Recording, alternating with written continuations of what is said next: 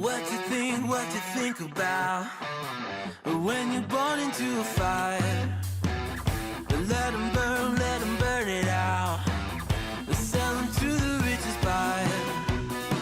They wanna let the world decay. They tell us lies and fade away, fade away. We feel betrayed.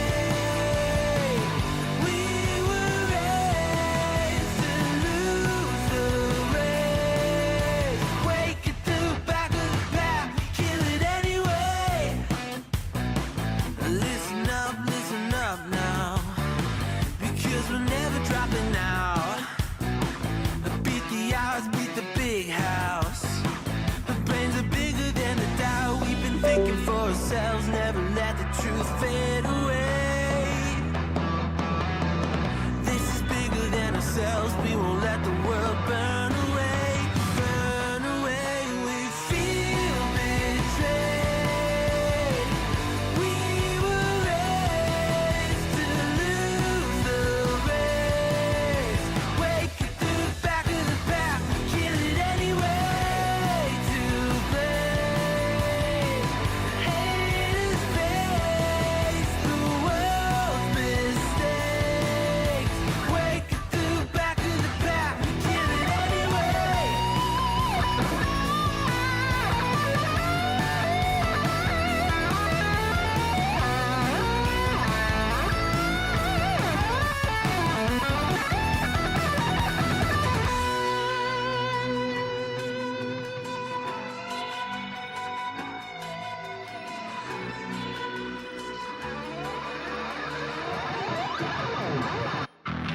And we feel betrayed. We were raised to lose the race. Wake at the back of the pack, kill it anyway. To blame, haters face the world's mistakes. Wake at the back of the pack, kill it anyway.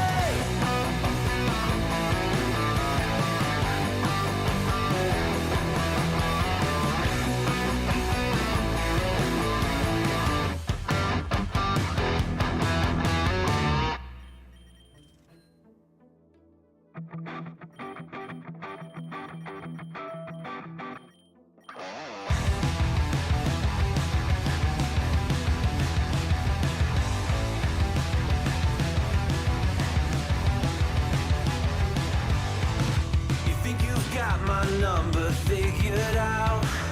A motive born in drought and brevity. And if I'm not the soul of your design, I blatantly decline your remedy. Don't box me in, don't, or I'll leave. I'd rather be a dreamer, I'd rather be free, I'd rather be a leader, I'd rather be a queen.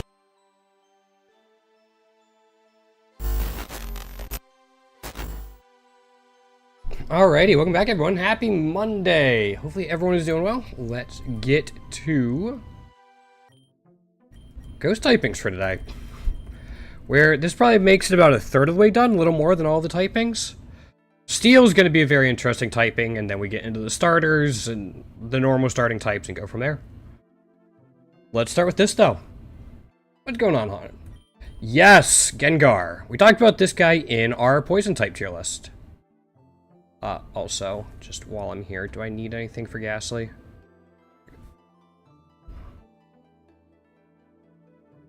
Nope, Ghastly's completely done. Cool. That's why it's full unlocks. Alright, this guy costs 4 points. However, at base, you get something with 130 special attack, 110 speed.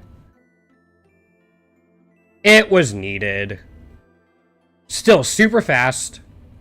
Really good special attack. Curse Body's kind of meh. Shadow Shield's a really cool ability, though. Get Malignant Chain, Aura's Field. Parting Shot I don't care as much about. Dark Void's kind of cool, though, because this guy gets a Mega. 170 base special attack. 130 speed. It's Shadow Tag and Unnerve. Those are ridiculous stats, and then you look at the G-Max. He's just quite a bit bulkier, still has really good special attack, still has decent speed. Curse Body and Gluttony doesn't matter as much. You're mostly going to want to get the Mega for this guy. Even without the Mega, you get these stats, and like these level moves aren't awful. You get Hex, Shadow Ball, Dark Pulse. Only thing in here is you don't get a good poison type move, like special move. You get Acid, but that's not great. But you get quite a bit of the sludge stuff. So as long as you can find that, you're in good shape. He gets Nasty Plot through TM as well, set himself up, which is made even easier if you have Shadow Shield. And then again, you might not even need to set yourself up if you just have this guy. This thing's insane, especially at 4 points. I think it's really, really good. We had it in our S tier for poison types. It's going back. Oop, wrong one. We'll get to you later.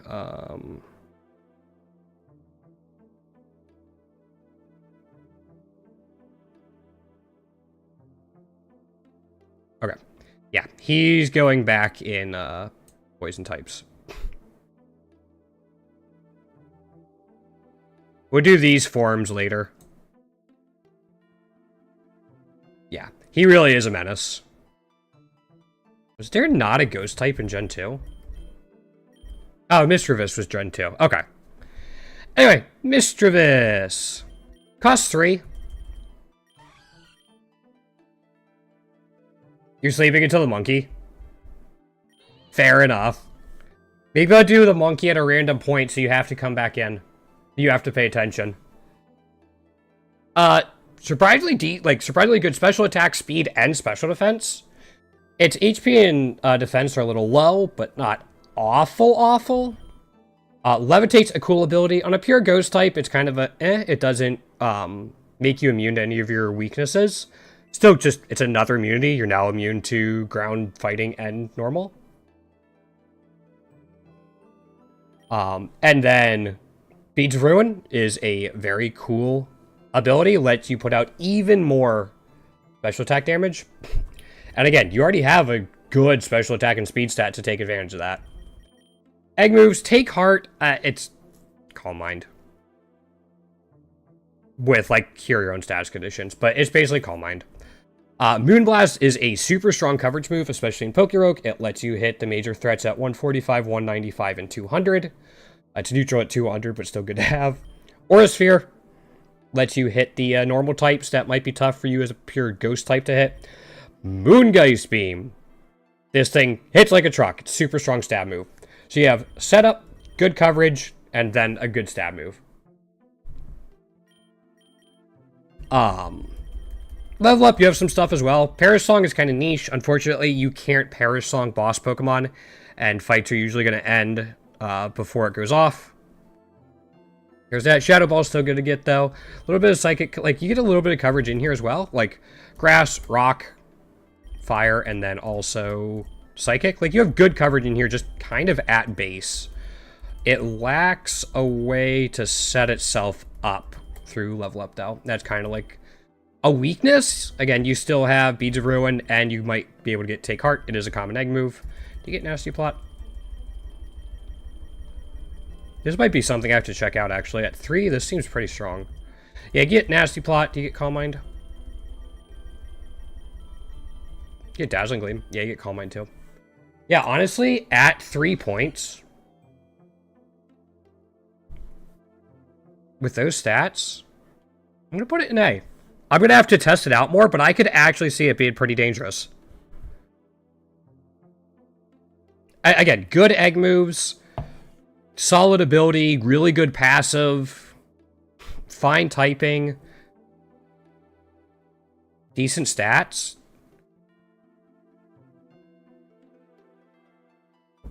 good coverage and just its level up set. Yeah. I get behind that.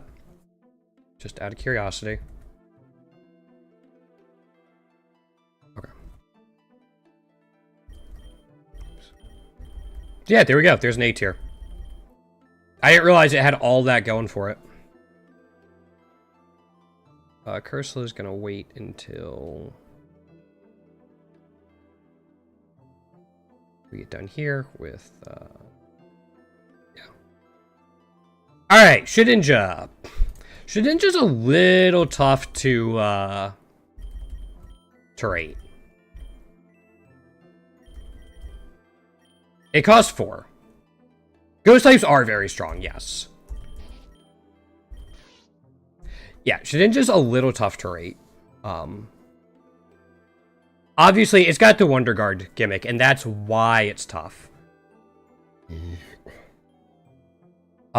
Good attack, everything else is paper flimsy, and you have 1 HP at all times. But you get Wonder Guard and a Magic Guard. Magic Guard eliminates kind of its big weakness to, like, sand and hail status conditions. So really, you're only weak to, what is it? Dark Flying Fire? Rock? Ghost. Which are still definitely some weaknesses. But not having to worry about secondary conditions. Yeah, it's a very strong niche. Bulldoze, Sticky Web, Shadow Bone, Shell Smash. Shell Smash is actually kind of dangerous on this thing, because if you can't remove it, all of a sudden you're dealing with something that has double the attack stat and double the speed. Shadow Bone is a solid stab move. Bulldoze is actually pretty good because of the Eternatus fight, and just ground coverage is good in general. If you can Terra Shedinja, it gets either ground or bug Terra default. So you could go like Terra ground, and then you only have a couple weaknesses, like you change your weaknesses completely. I think you then become immune to Eternatus. Goober, what's going on, man? Yeah, I think you then become immune to Eternatus if you Terra ground with this guy. Because Eternatus has Flamethrower, Sludge Bomb, and Dynamax Cannon. None of which hit ground type super effectively.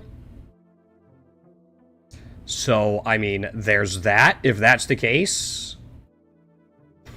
Yeah, I'm not sure you can Terra the... I'm not sure you can put a Terra Shard on this guy. Talk about it a little bit in the bug type. It might be stuck with either bug or ground, because I'm not sure you can put a Terra Ghost on this guy. Or any Terra Shard on this guy. You might have to be whatever it's at default. I forgot to look into that. Even so, if you can eliminate the things that really threaten this guy... You can't... Okay. Can you Terra him at all, Goober?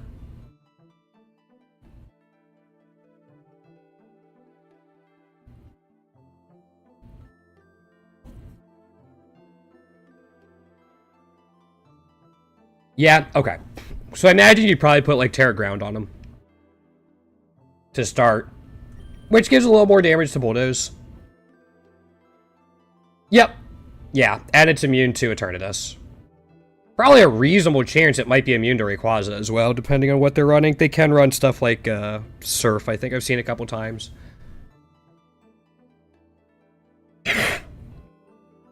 Yeah.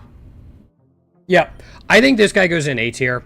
You have to know how to use him. I wouldn't say he's a beginner-friendly Pokemon. And because of that, I'm putting him slightly below Mischievous. But once you know how to use him, I think he's pretty solid. Yeah, but it's possible. So I can't say for sure he walls it all the time. Also, this event's been so good. Oh. They added in too many tiers. Hold up.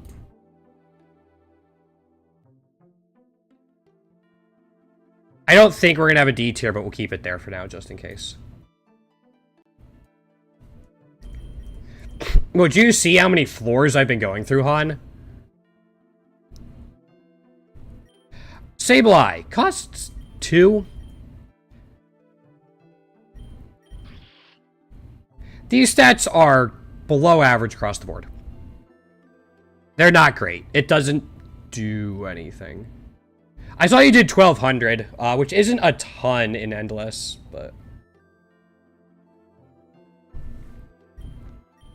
abilities... Stall, Keen Eye, Prankster is kind of cool. Probably what you're going to want to go for. Unnerve is actually a really good ability in Pokerogue.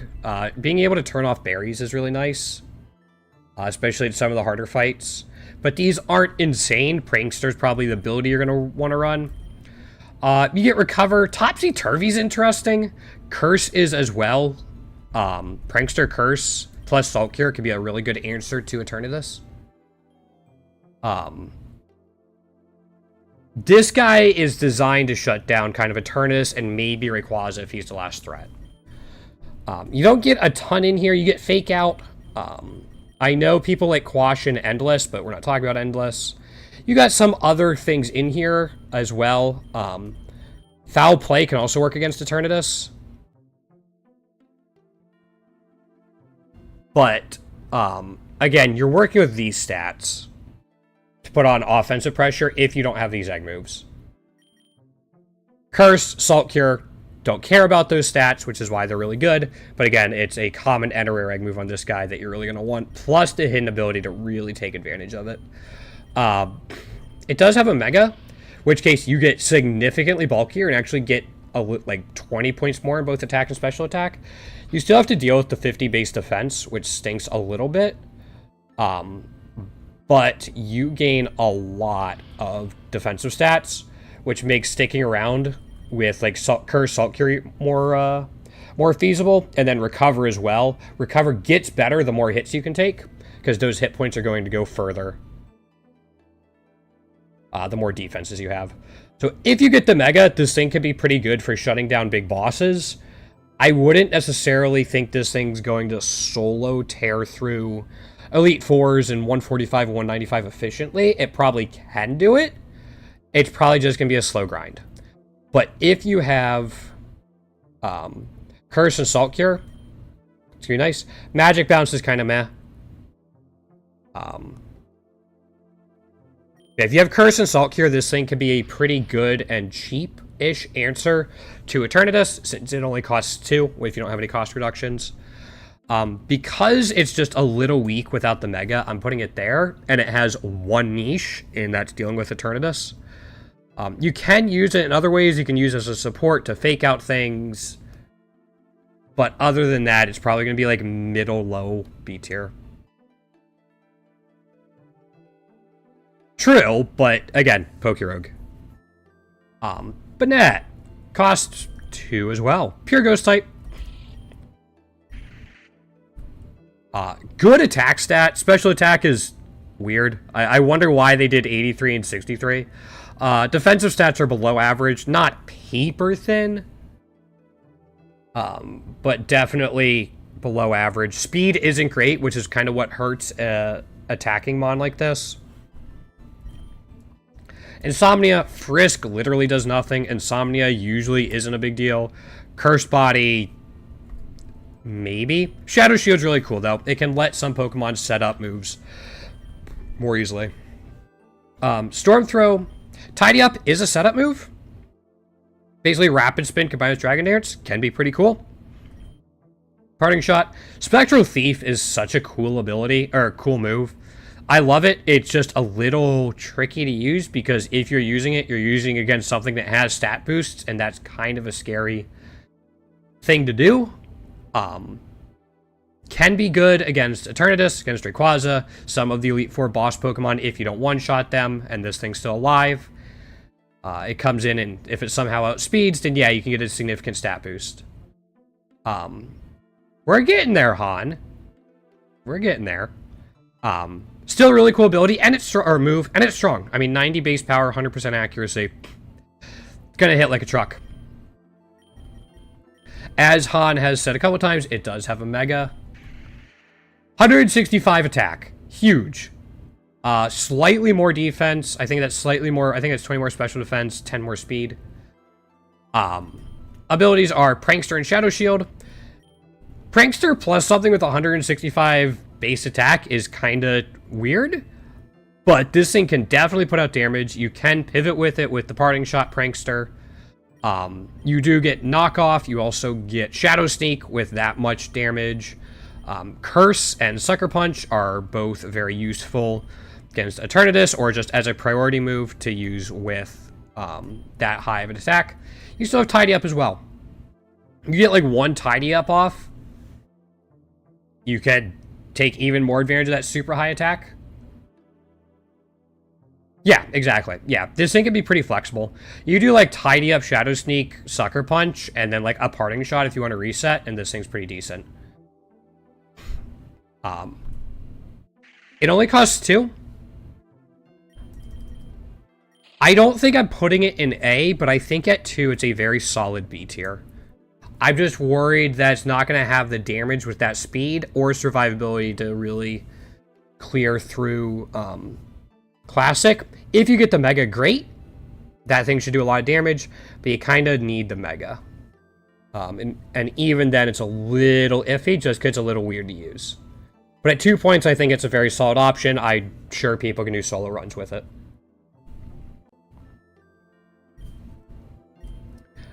Duskull. More particular. Alright, we should talk about both of these.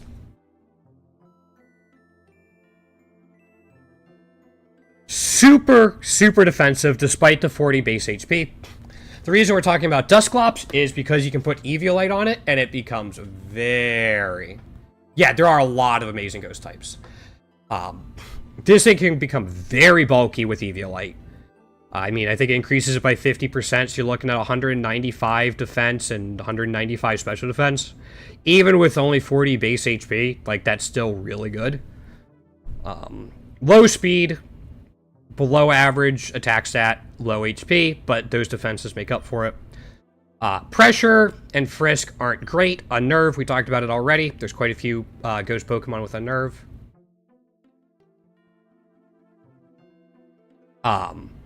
But Unnerve is still a really good ability. It can also stop opposing Pokemon from getting berry boosts, because Dusclops isn't one-shotting probably anything, so it's more likely to trigger berries, except if you have Unnerve, you don't have to worry about them getting stronger and punching through your defense as easily.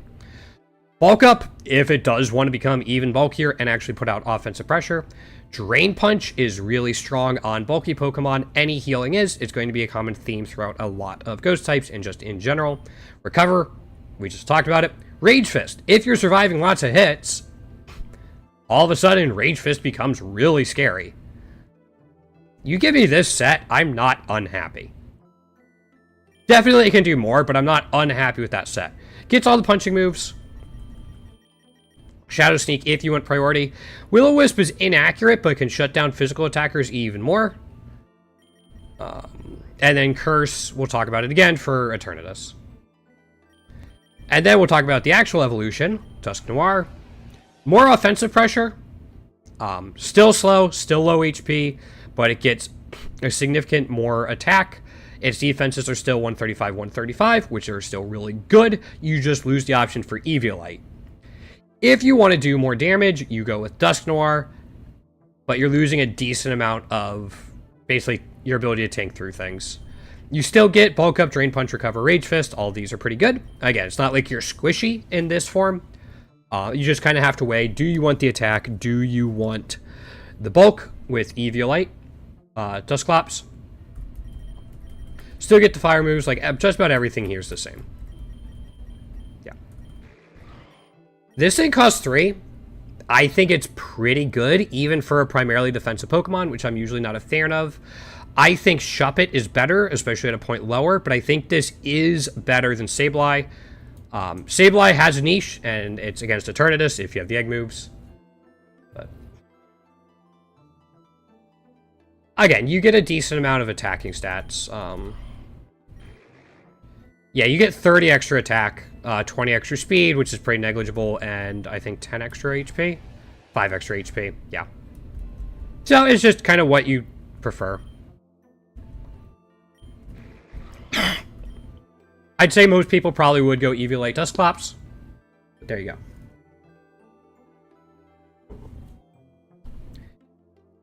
go. We'll do Frostlass a little bit later.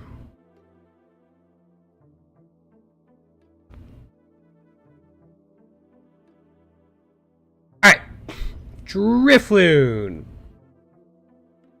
Yes, yes I did. This guy costs 2. I think I was sleeping on this guy when I went over my flying tier list. Really high HP, good special attack, usable to above average speed. Where this thing really takes off is not really Aftermath or even Unburden, but Flare Boost plus Magic Guard. You do need the hidden ability and the passive. But Flare Boost is basically special attack guts, and Magic Guard makes it so you don't take damage from burn. This is a potent combination because in addition to this, you are also immune to other status conditions because you're chronically going to be burned. Just don't accidentally put a Lumberry on this thing or you will cry. Psycho Shift can be, if you're facing a physical attacker that you really, really want to burn, I guess. I think it's a little niche, but it's possible. Mind Blown is a spread move. You don't take damage from it if you have Magic Guard, which is really cool. It's also super strong. Calm Mind. Sigilif also has it. As does Nidoqueen, I believe. Unless you're talking about in the base games, then I don't know.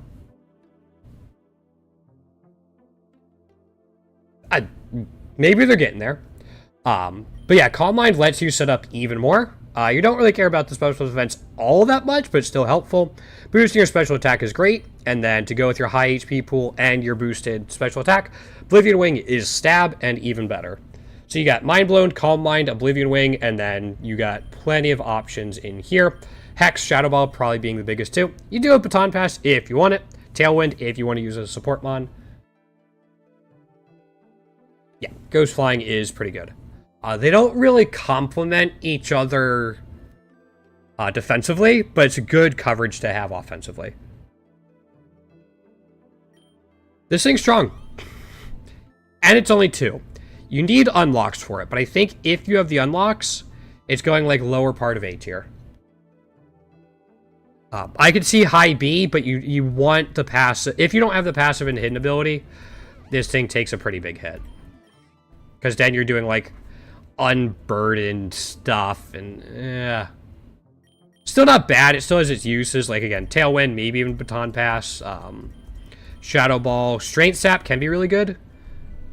But yeah, you want the hidden ability and the passive for this thing. Spiritomb! I hated this thing in BDSP. Cost 4. Ghost Dark.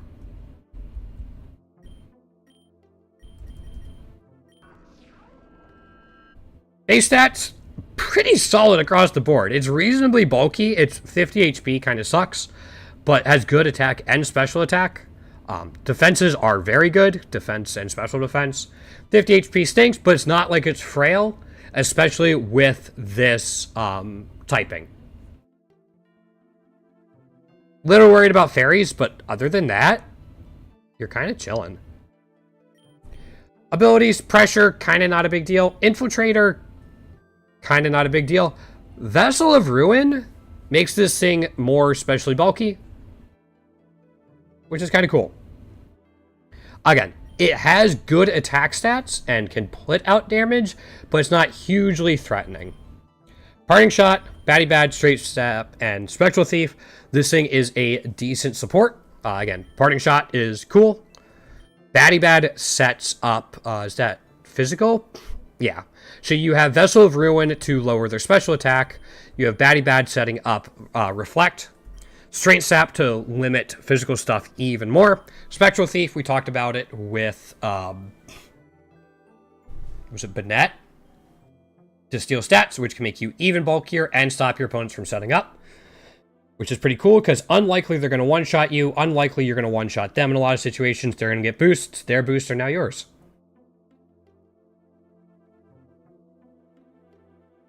Yeah. Also should note, I forgot about this. You steal their stats, and then you attack. Which is pretty important to note. So you get the boosts before you go in. Nightshade, you get some standard stuff in here. You do set yourself up with Nasty Plot, which is kind of cool. It's a bit of a weird set because you do have things like Shadow Pulse and or Shadow Sneak and Sucker Punch, but you also have Nasty Plot. Curse, always good for Eternatus. Shadow Ball, Dark Pulse. I don't care that much about Hypnosis and Dream Eater. Hypnosis being 60% is kind of meh. If you have the egg moves, even without Spectral Thief, I think these are all pretty solid. I don't think this thing's going to solo carry for you, but is going to be very tough for your opponent to remove, and definitely weaken your opponent's team quite a bit. I think it would pair very well with things that set up hazards for you, in particular Stealth Rocks. This thing's going to limit your opponent and force them to want to switch out. I know they're AI, but they're going to switch out, and then you combine it with Stealth Rocks or Spikes and take advantage of that. In general, I like this thing a little bit more than Dusclops. It puts out more offensive pressure. I think it has slightly more utility. I could even see it going here. I think it's a little more consistent than Banette. Yeah, I think top of B tier. I could certainly see the case for this, though.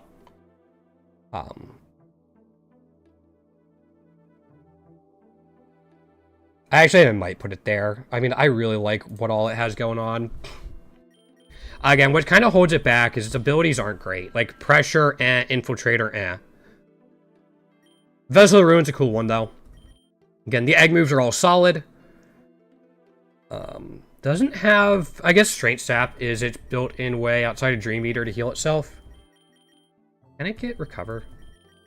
I don't think Recover is a common, TM move. Yeah.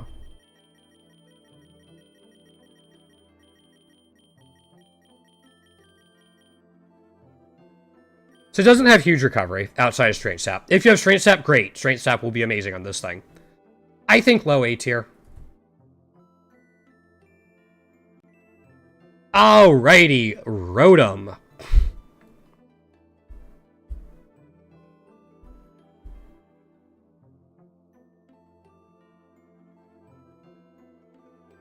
We're not going to talk about Rotom. I'm only going to do Rotom in the electric tier list.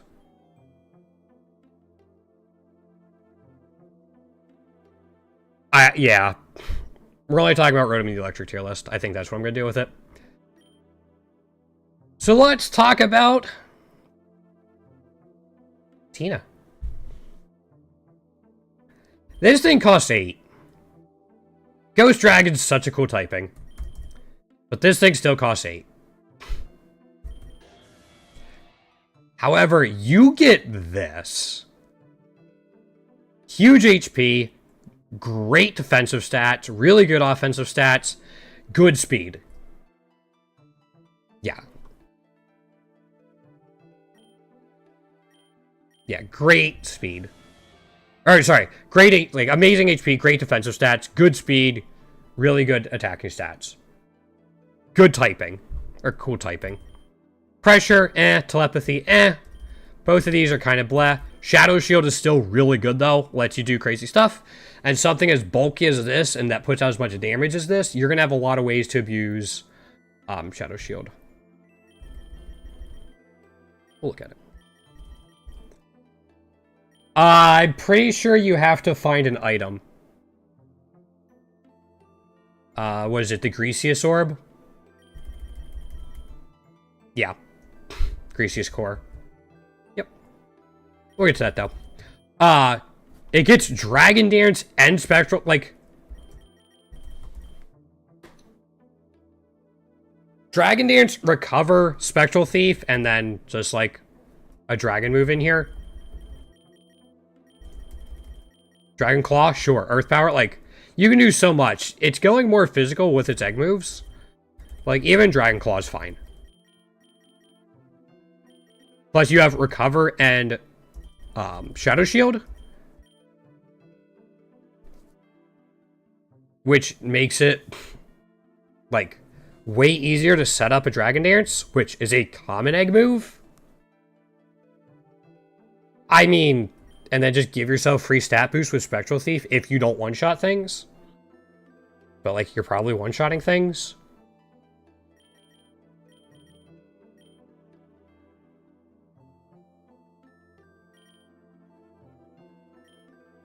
Levitate and Shadow Shield. I mean, arguably, Levitate's just better than its other abilities. Really cool design. You trade your defense for attacking stats. But, like, your defense still isn't bad. They're still good. You just get more attacking stats. Levitate's better, and you still keep Shadow Shield. I mean... This thing's 8, but this thing's scary. And its really good moves are common egg moves. Yeah. Yet Levitate, which again, replaces its non-existent abilities. I think it's S tier. Dragon Dance really helps it. I think I'm going to put it above Ghastly, even though Ghastly's half the price. It doesn't quite have the defensive stats.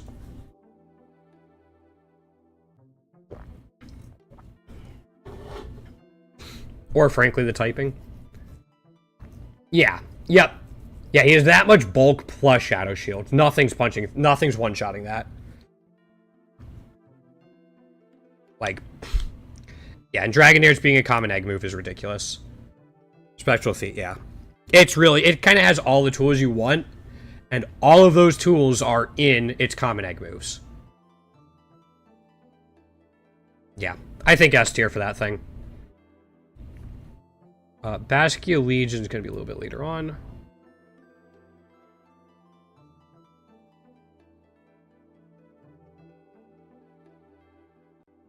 Alright. Standard Yamask. I think even with Yveltal... Yeah, I think even if Fire Wrath isn't punching through Shadow Shield in that bulk. This guy costs 3.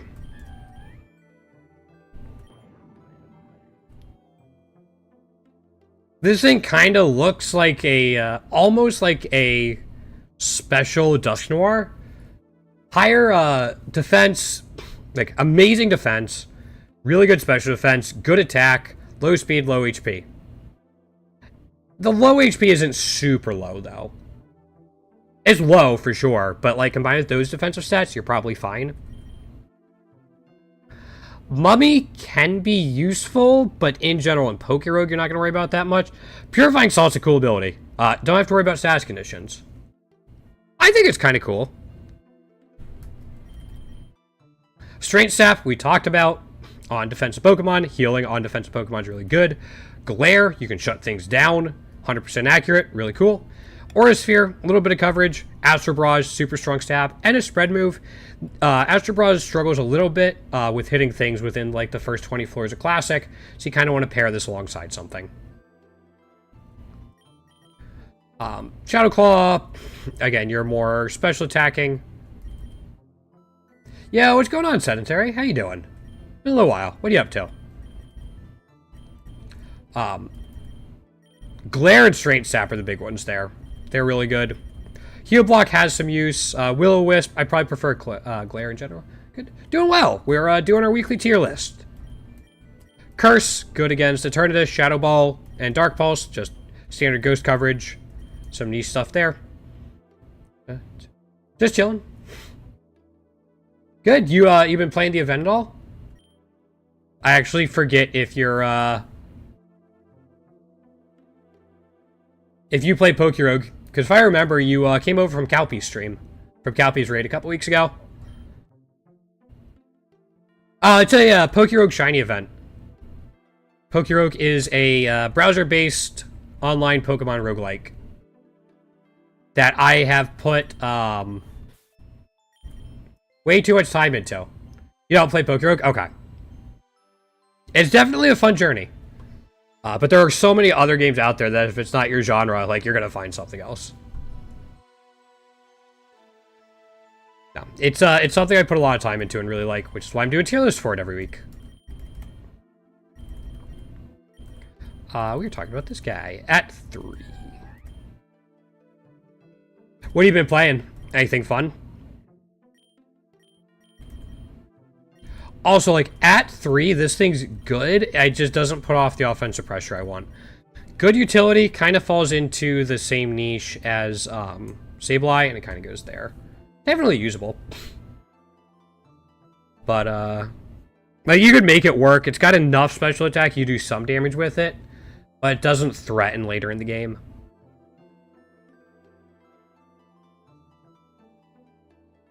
No thanks. Play a lot of grand strategies. Oh, okay. Neat. What's been your current one you've been looking at? Oops. There we are. I think the closest I gave to grand strategy might have been Galactic Civ 2, if that counts as grand strategy. I never really quite get into Civilization, but I played Rogue Hex, which kind of scratched the same itch. Frillish at 3.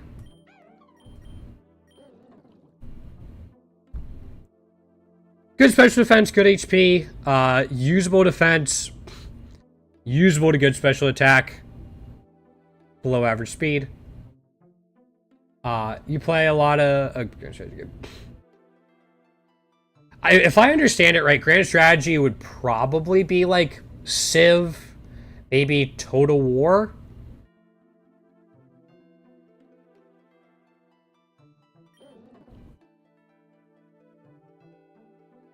If I remember right, that's what Grand Strategy games are.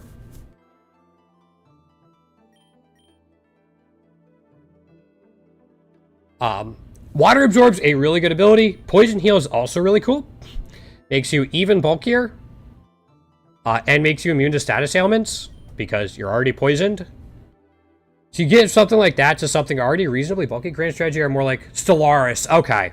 Yeah, I couldn't quite get into Stellaris. I tried it. I think it's still in my Steam library. Yeah, it's still in my Steam library, but I should give it another shot. Civ is more turn-based? Okay. So you're looking at, like, RTS stuff. I gotcha. Yeah, never a genre I super dove into, but I do like the 4X games. Turn-based 4X games. I played a lot of Rome Total War when I was younger. Yeah, okay. So it's RTS just on a grander scale. Got it. Neat. I actually didn't know that. So is Stellaris your main one lately that you've been playing? Hearts of Iron. Sorry, I just saw it. Oh, my dad actually really, really likes Hearts of Iron. He's a huge World War II buff. He actually does miniature gaming for World War II. He paints his own miniatures and goes to conventions and stuff like that for historical miniatures, in particular World War II and Roman times. Occasionally some ancients. He doesn't really do Warhammer and stuff. But he's definitely played some Hearts of Iron and loves it. Yeah, the medievals were also pretty good. History buff, there's no one. Oh, that's too bad. We've got entire bookcases upstairs on like World War II and Roman history books and stuff like that. No, he loves it. He just went up to hike Hadrian's Wall last month. It's something he wanted to do for his birthday, so they flew over and he hiked along Hadrian's Wall in northern England so he could see it.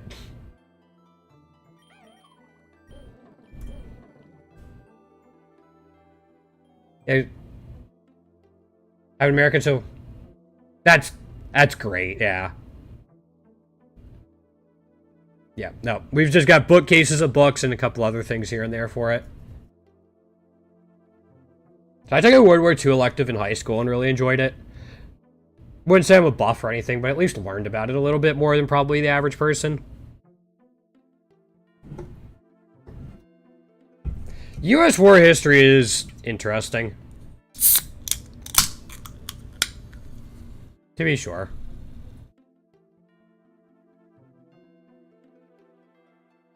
Streamlabs?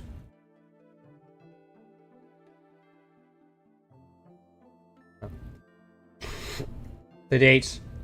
That must be a big map then. There's a lot to that. I never got into Civil War. Outside of the little bit I covered in one of my electives in college. But that must have been a lot.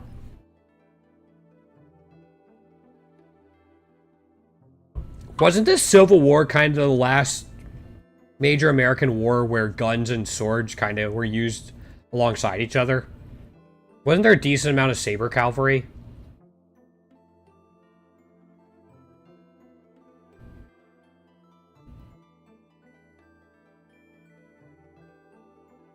There you go, yeah.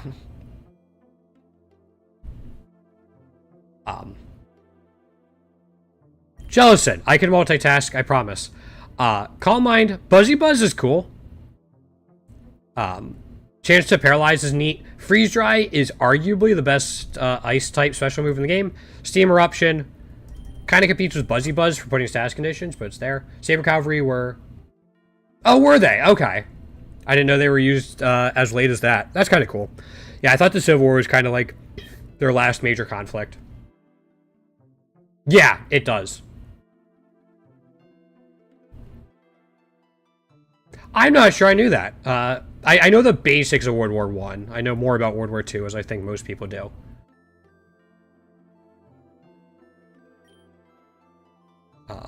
Yeah, this thing is a water type, like facing water type nightmare. You put Water Absorb, Poison Heal, you can't status condition it.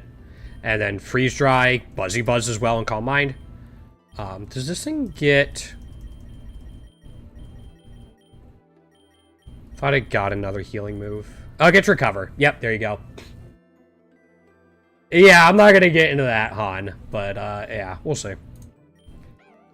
This thing's good. I'm not sure it puts out enough offensive pressure, but it puts out enough at 3. I'm putting it here. Again, it's another kind of defensive ghost type that can put off at offensive pressure. Or Hisuian stuff. The Russian front was so wide. When was it primarily used? I'd imagine it was primarily during the winter. I'd imagine cavalry would struggle in the spring months on the Russian front. One of your favorite Gen 5? Yeah, Chandelure is great. Also, kind of funny we don't have any C tiers yet. I could see this, but... Yeah, Chandelure's sick. I love this guy at 3. I hate the naming convention, though. It's a candle. What should we call it? It's a wick. That's lit. Can we use as shock troops? Yeah, okay. That's why I kind of figured it wasn't... It probably wasn't used during the spring. Okay, so it kept its standard use as shock troops, kind of. Cool. Yeah, it's a wick that's lit. And then, hey, look, it's a lamp. And then... Yeah, I hate the naming of it. Yeah, I would imagine. I know that's one reason...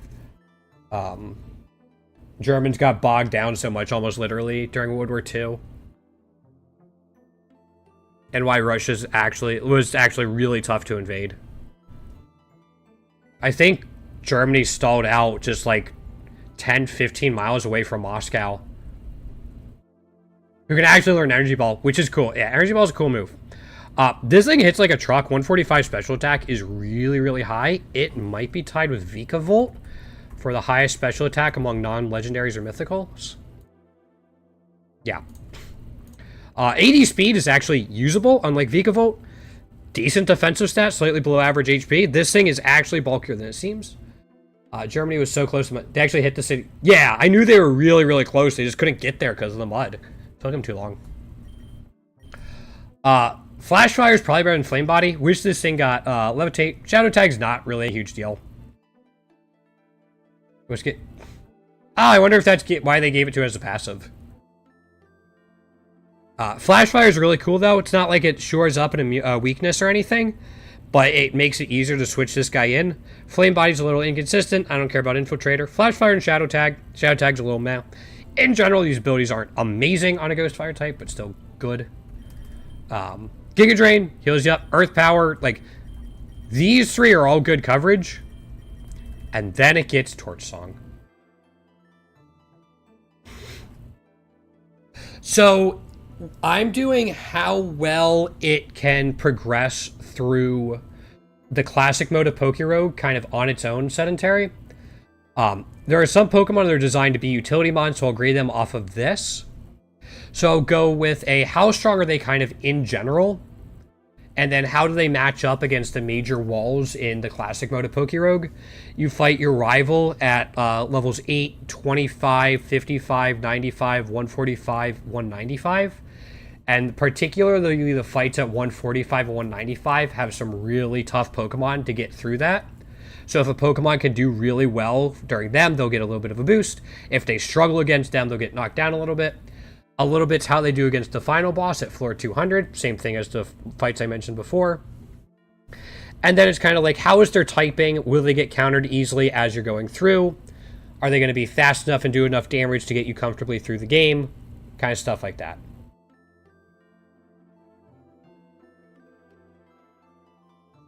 Yeah, I usually don't have a huge trouble with them, Han, but those exist as well. After about Gen 3? Okay. Well, I mean, at 145 and 195, the really tough Pokemon you have to worry about is a Rayquaza. 195, it's a Mega Rayquaza. So, yeah. Yep.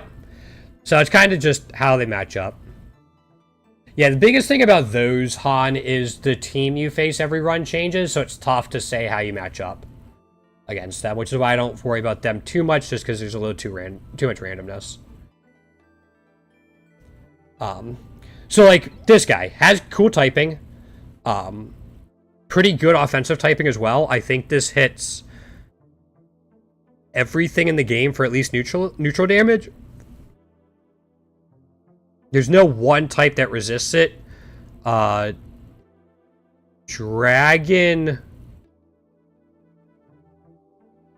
Dragon Dark might resist both, but there's no single type that resists it. And then if they get a move or an ability that helps them boost their own stats because of how Pokerogue work, in Pokerogue your stat boost lasts from fight to fight unless you fight like a trainer or you switch your biome.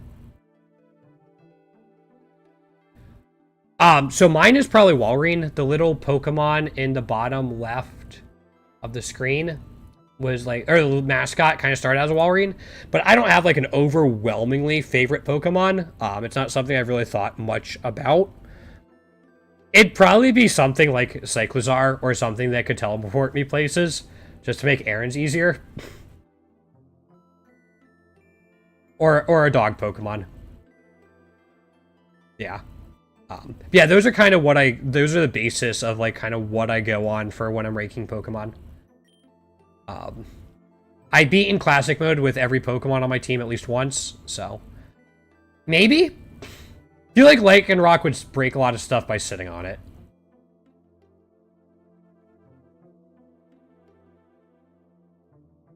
Yeah, that's what I go over, Sedentary. Egg moves are all outstanding. You have coverage, sustained, and then best setup move in the game, arguably. And then you get... ¿Dónde está? ¿Dónde está? Do you not get it? I thought you got it through level up. Huh, I guess you only get it through TM?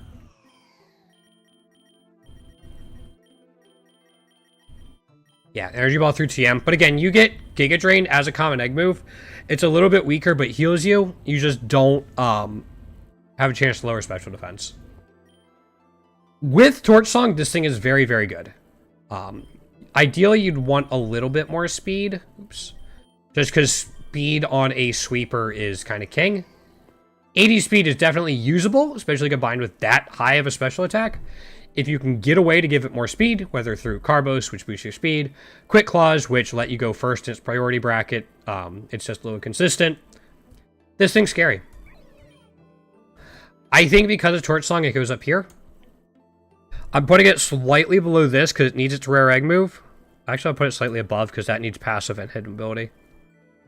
Yeah, I think here's fine. I think it's definitely usable. Like, it's definitely very good, especially with Torch Song. Even without it, it can output a lot of damage because, again, 145 special attack on something that costs 3 is pretty good. You get 10 points to build your team, Sedentary, just as a heads up. That's why point values can make a difference, too. I judge Pokemon slightly based off their point values. Usually not enough to make or break a Pokemon, but it might nudge them up or down a tier. Might take them from like low A tier to high B tier or something like that.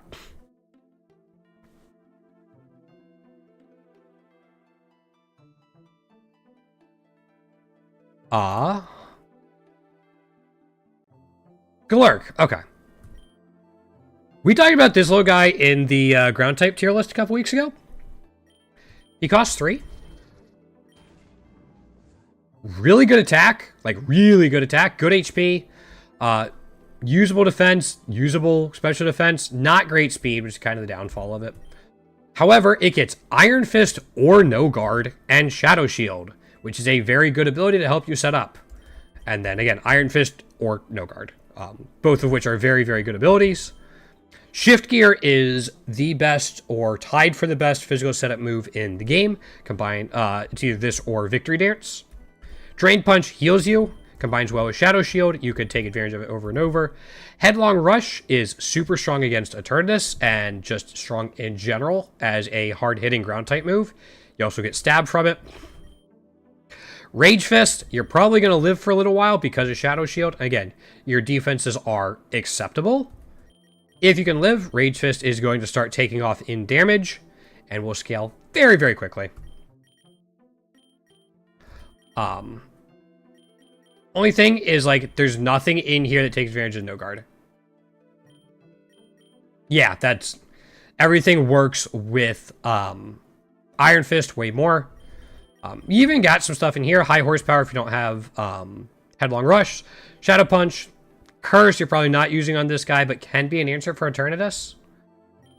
Stomping Tantrum, again, even better than high horsepower. A little weaker, but can be helpful if you miss a move. Earthquake, there you go, if you don't have Headlong Rush.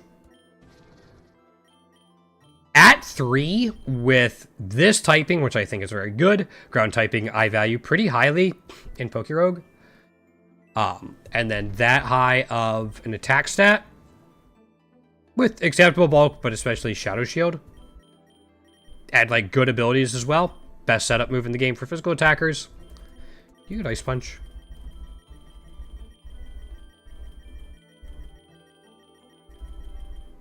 You get Ice Punch. Do you get Triple Axle? There's no way, right? You get Power Up Punch. There's no way it gets Triple Axle. No, okay. Still really, really good. I think it's A tier. I think it's a little more consistent than Litwick. Just because of its ground typing instead of fire. Because fire gets resisted by both Eternatus and Rayquaza. And gets shut down harder by some biomes. Like if you're on the lake, I think it's lake, sea, seabed, beach, island, forest, maybe jungle as well. They can all have rain. So, no, Galurk's really good. Honedge.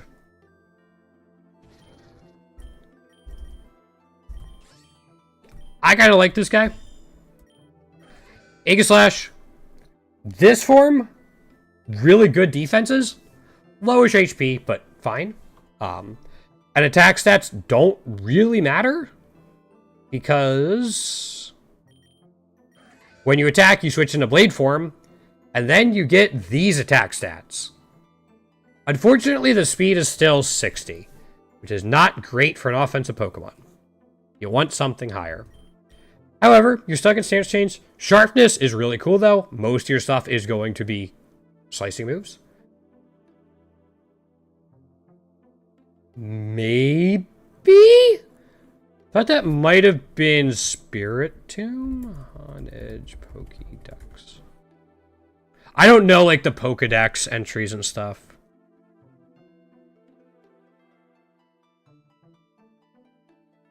Alright, you're probably talking about Alpha Sapphire.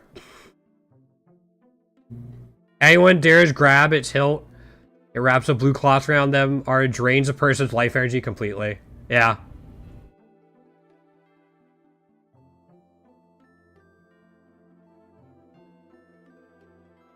Yep, there you go. I think there's a lot of Pokemon that eat your soul. Tachyon Cutter, if you want to go special one. I don't love that they gave it Tachyon Cutter, and then everything else is physical. These are really good physical moves. I love Bitterblade, just in general. Shadow Bone is a hard-hitting stab move. Behemoth Blade, hard-hitting steel-type move. In general. Like, just... those are good egg moves. The biggest thing is, like, do you have a way to set up? The answer is yes. You get Sword Stance at base. King Shield, its signature moves, allows it to switch back into shield form. Get all those defensive back. Also might lowers the opponent's attack stat. Yeah, it really is, especially when you put stab on it, and you might even have Sword Stance. Yeah, this thing is good. There's so many options for it. Even without Behemoth Blade, you get Iron Head. Doesn't take advantage of sharpness, but still really strong. Yeah, lots of coverage in here, different ways to build it, lots of different sets. I don't think it's S. I think it's too slow to carry on its own. I think it's too slow to carry on its own, and it struggles to deal with Eternatus and Rayquaza. I think it's A, for sure.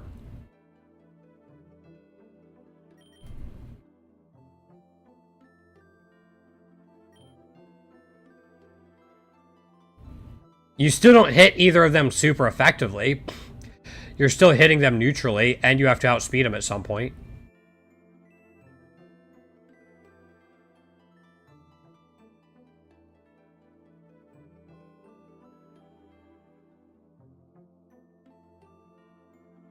Yeah, I still don't think it's enough. I'll give it a shot at some point, but I can't confidently put this thing in S tier. I can put it in high A tier.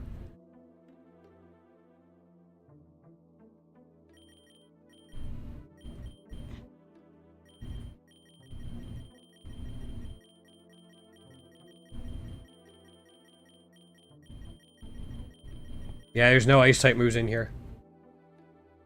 There, yeah, maybe, but yeah, I can't confidently put it in S tier.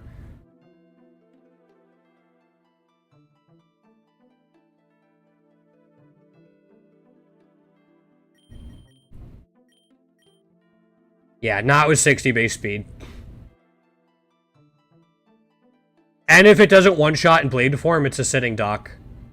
Yeah, you can go back to King Shield later on. But...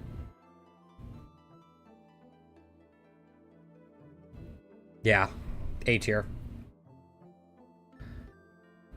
I think it is the best A tier we've done, though. Just nothing. Do you get any fairy moves? Do you get Play Rough?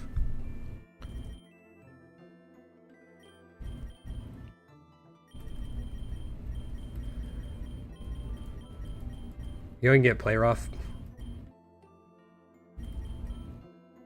Yeah. You don't get anything to hit it super effectively. Do you get any ground type moves? No Earthquake, no Earth Power, no Headlong Rush, no Bulldoze, no Stomping Tantrum. Yeah. You can. Trick Room's not great in this because you can't force a double battle. All of the tough battles in this game are single battles, so you'd have to have something else set up Trick Room for you and then swap it in.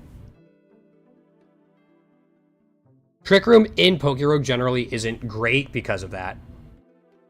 Because there's not a double battle mode.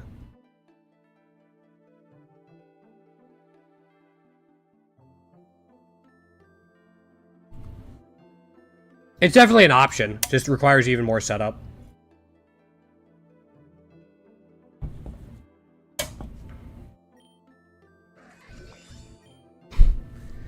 Yeah. I mean, there's things like Quick Claws that give you a chance to move first. You can stack up to 3 of them. I think it still only has one variant. Yeah.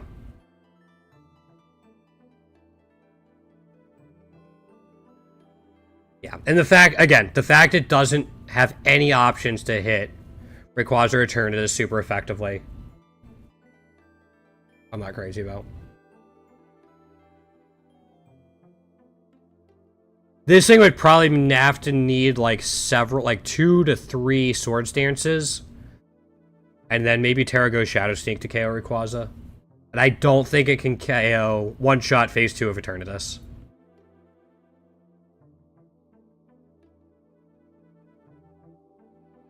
I think it struggled to one-shot the first phase as well without boosts. I mean, a little bit. I mean, Ice type as defensive typing sucks, but it just happens to be that the 2 major threats in this game are Dragon type. Dragon Flying, and then Dragon Poison.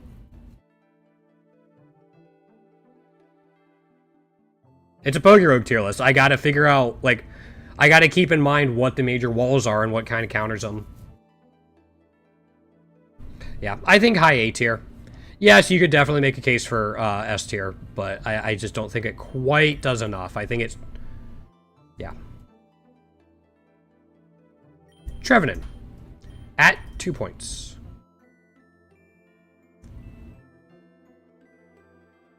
Not at 145, it doesn't, though.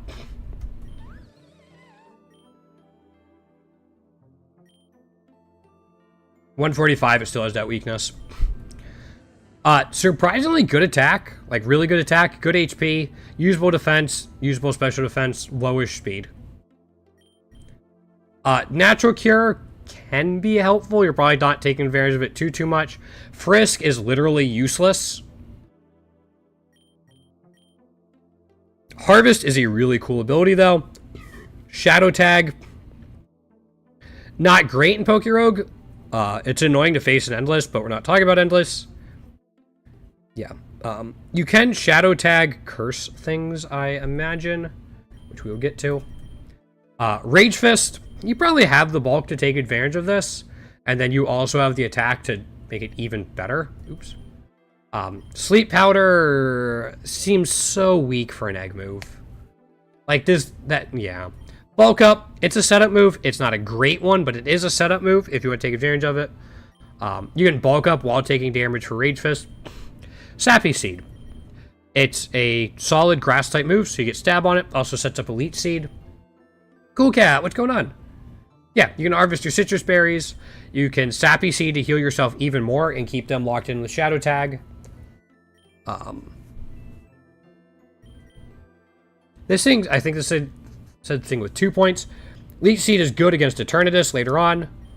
Will-O-Wisp is there. Horn Leech is really nice for more healing. It kind of competes a little bit with Sappy Seed, but if you don't have Sappy Seed, it's nice. Curse, we talked about. I'm doing well. The event's been treating me well. It's been a really, really good event for us, actually. Ingrain, Woodhammer, Forest Curse. Yeah, nah. Probably not great. Checking something? Go ahead, hon. Forest Curse can be a way, I guess, to kind of help with Eternatus. It's just super niche. And, like, you're going to probably want to Leech Seed on it first. Oh, okay. I think there's still, what, like a week left? Grass typing in Pokerogue, I am not a fan of. Eternatus has 2 moves. Well, Ghost Grass, Eternatus has 1 move that hits you super effectively in Flamethrower. Sludge Bomb hits you neutrally because Ghost resists poison. Your rival is always going to have 1 flying type. It's going to have Rayquaza at 145, 195. 1/3 chance to have a fire type, and then pseudo legendaries or other flying types are possible on their team as well. Nope, it's got it. All that being said, this thing has other tools to make it useful in Classic mode. I don't think it's A tier, mostly because of its typing. I think I'd put it in here. I think Frillish is a little bit better just because of its typing and like its ability to wall out a lot of stuff.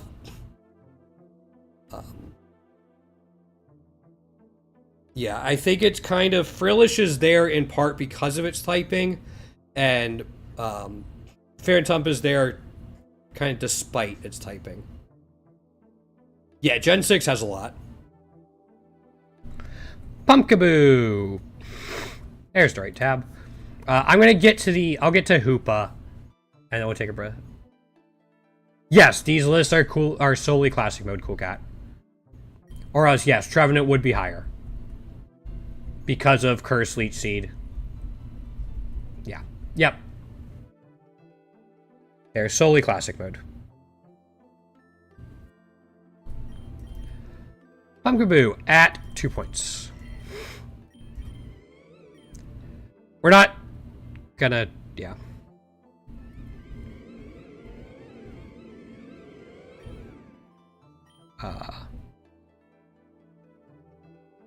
Does it actually...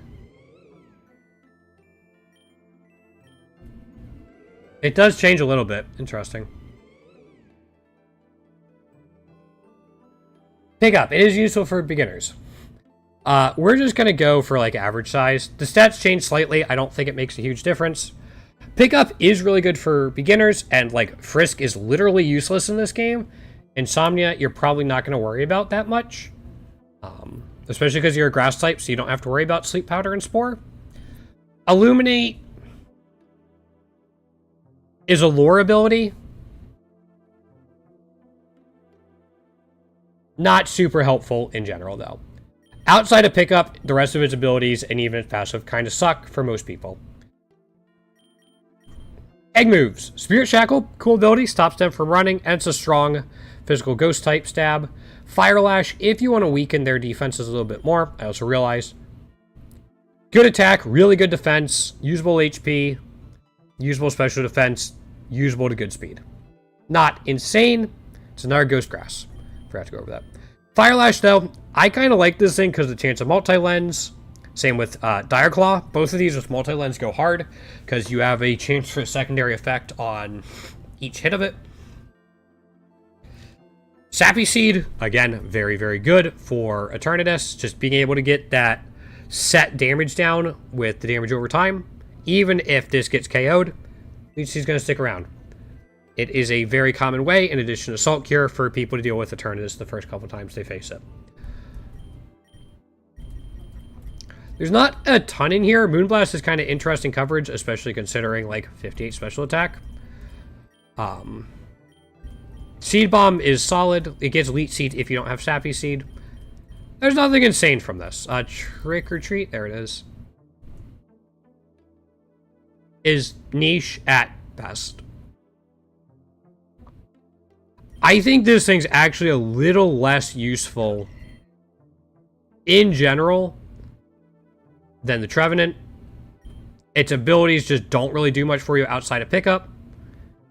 It doesn't quite put off as much offensive pressure. I think it falls below Duskull. I think it's still usable, for sure, especially at 2 points. Pickup is nice.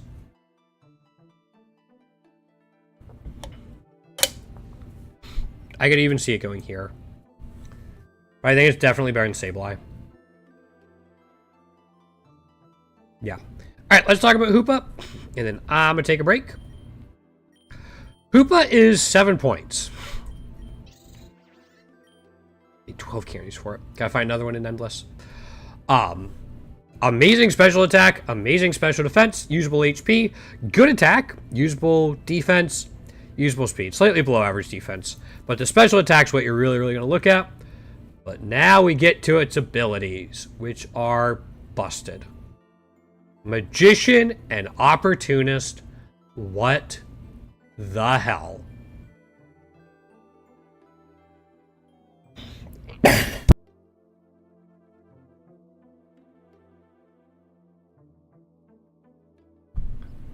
These are insane abilities. These are busted. They are both incredible. Steal items for yourself? Great. Yeah, I'm good. Opportunist? Whenever your opponent gets a stat boost, you get it too? These are two of the best abilities in the entire game, and you get both of them on a Hoopa that already starts out with these stats. Photon Geyser. Super strong. Good coverage. Still strong. Fiery Wrath with Magician. With Magician, you get one of the best spread moves in the entire game. Let's just throw in a Shell Smash to go on top of it. Its speed was a weakness before. We now Shell Smash, and all of a sudden we're at 140 with 300 special attack. This type of coverage in its moves alone, and Magician. Yo, Moondrop, what's going on? Welcome on in. We're talking about Hooper right now, and then I'm going to take like a quick 3-minute break, stretch, and check on Frida Girl. Pokerogue, yes! Browser-based Pokemon roguelike. That is one of my favorite games at the moment. I put so much time into it. This thing, just from these abilities, those stats, and these egg moves, is incredible. These are fine. Fine. Fan of Force, Zen, Headbutt's interesting. Wonder Room. Shadow Ball. If you don't have Shell Smash, you still have Nasty Plot to set yourself up. Tied for... What do you mean tied for best? Like, which two you think are the best? Psychic, really good. Hyperspace Hole, go through Protect. Generally not a huge deal in Classic. It's really annoying to face in Endless, which we're not really talking about, because then it also steals an item. This thing's S tier. Like, anyone disagree that this thing is S tier, even at 7 points? That's not a sarcastic question. I just want to know. Why, Han?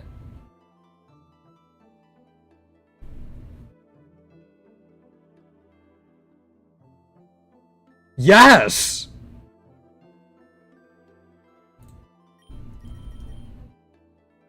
Yes! I did.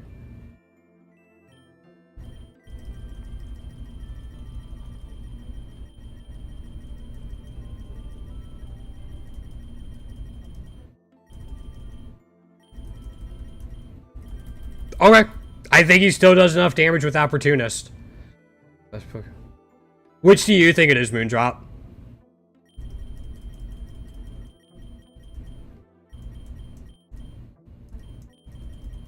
I think it still does enough damage and has Magician. Yeah, but Aegislash doesn't have Magician and Opportunist. Or this, like... Yeah.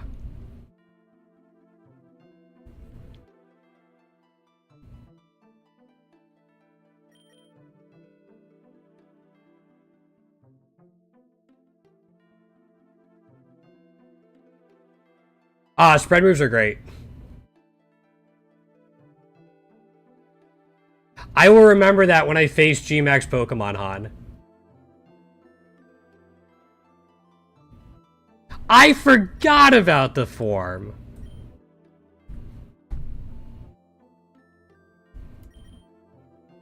And you keep the abilities. I forgot about this form.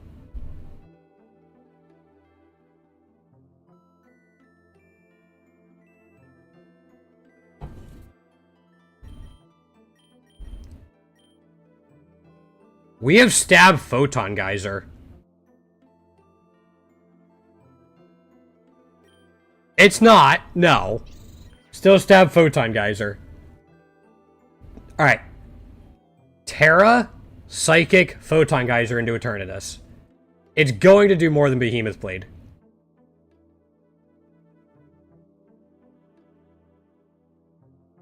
Yeah, I'm tied between you, Kramer. I mean, Chatot really good because of all of its moves.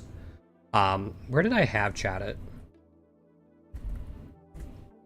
Was I Chatot in, like, B tier?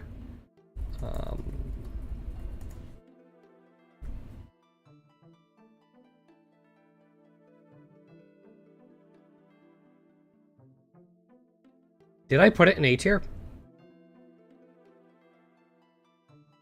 Yeah, I had it in B tier just because it needs a lot of its unlocks to work, and it's still...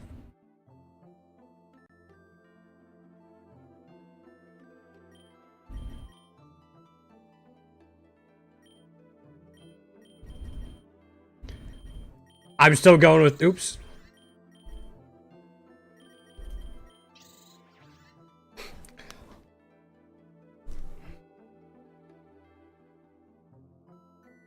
No.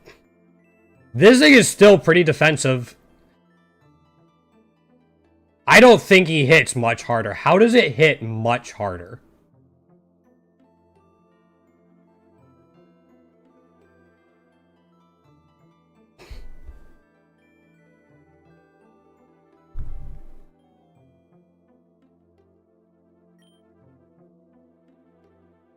Primary is your best because... yeah, it's a good carry Moondrop.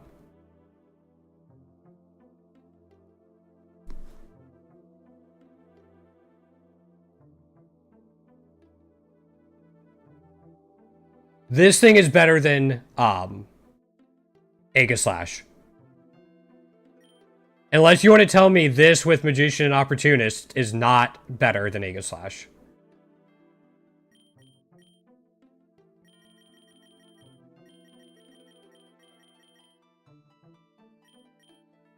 Also, in order to get the max damage from Behemoth Blade against Eternatus, you have to be Terra Steel for Flame Blast.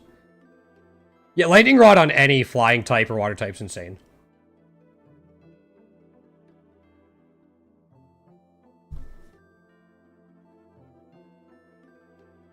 Koopa will also scale over the course of the fight because of Opportunist.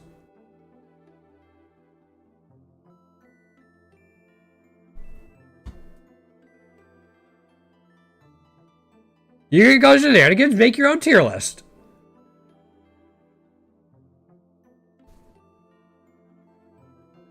I mean, you still get the immunity Moondrop.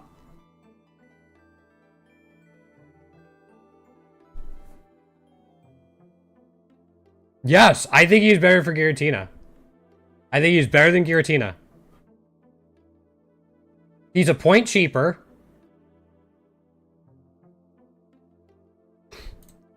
It's a point cheaper, Magician and Opportunist. This thing will scale way harder than Giratina over the course of a run.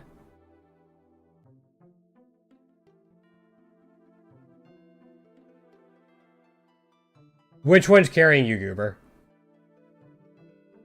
Because like pretty much every Pokemon in this game can carry you. I'm not saying that like just because I put Hoop over Aegislash, Aegislash can't carry you.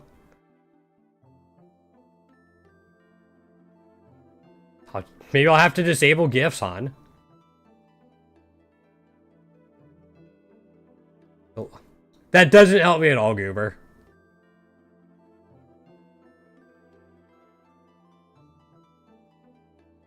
So I'm gonna take a quick break. I'll let Han stew in his rage. I'll be back in a few minutes. Thanks for hanging out so far today. We got how many are left? That 18, 20 or so. Probably like a little more than 20. Do we get back? Oh yeah, Hoop was great.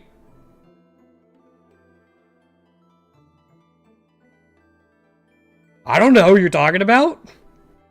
I have like 3 different conversations going on right now. We'll be back in a few minutes. Thanks for hanging out so far, guys. I'd rather be a singer in a trashy cover band.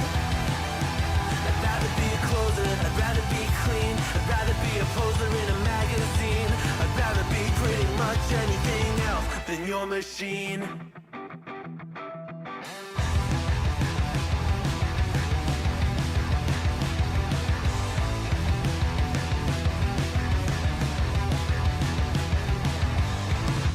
Wasn't always just a single shade, a palette full of gray in reverie. And I can burn it brighter than the sun. I have a golden gun inside of me. Don't box me in, don't, or I'll leave. I'd rather be a dreamer, I'd rather be free, I'd rather be a leader, I'd rather be a queen, I'd rather be a singer in a trashy cover band. I'd rather be a closer, I'd rather be clean, I'd rather be a poser in a magazine, I'd rather be pretty much anything else. And if I fall behind, ignoring all the signs,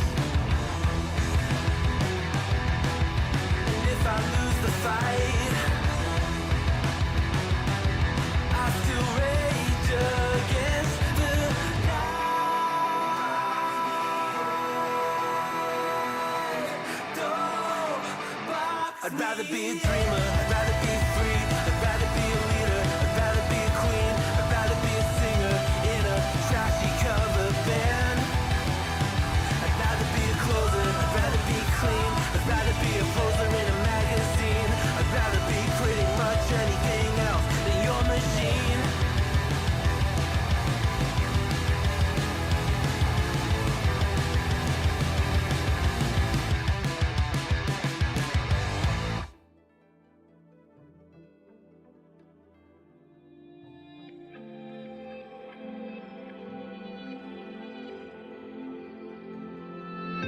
Have I become a little too shy for love? I've been hurt before. All's fair in love and war. So I snuggle up close to the shell I'm living in. And if I let you in, another round begins. No, I'm spinning in a vicious cycle. I'm scared of doing something I'll regret. Maybe this is right, but I'm still staring at your silhouette. But what if you're everything I need? A fire in my heart, the air I breathe. What if I'm incomplete without you by my side? But what if I go against my heart instead of confessing from the start? What if I miss out on the life meant for us? I need you by my side.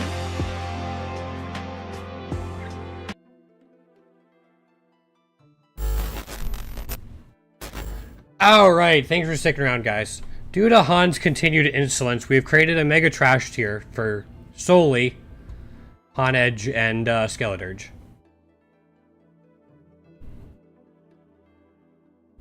Let's move on.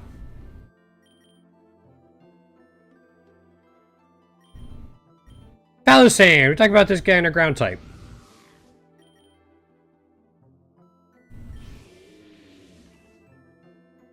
Three cost, ground ghost, again, where was, there he is. Base stats, good HP, really good defense, surprisingly good special attack, usable special defense. Moondrop, yeah, this guy's kind of cool. Big issue with this guy is I don't think he puts out enough offensive pressure for Pokerogue to really be a huge threat, but still really good. You can go with water compaction, especially if you can set it up for yourself, but not really going to be able to consistently in the tougher battles. But Sand Veil plus Sand Spit is a really potent combination for this guy. It can be really tough to remove because of that. Then you get Bitter Malice for hard-hitting stab, Splishy Splash for some coverage, Take Heart, I'm not crazy about, Salt Cure, outstanding. These egg moves are really, really good. I think Take Heart is probably the worst out of these four, if I'm being honest.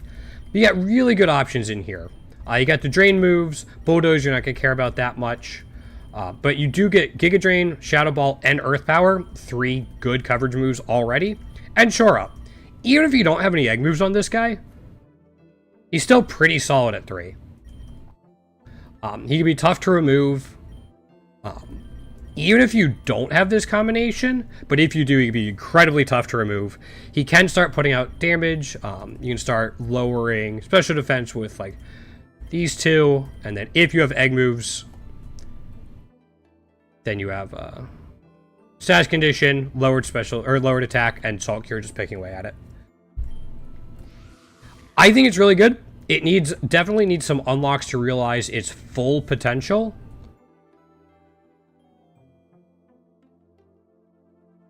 We're gonna put it there.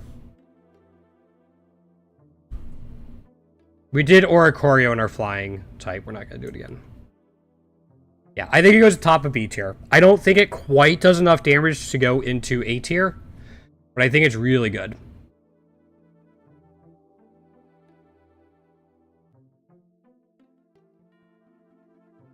That is a good question.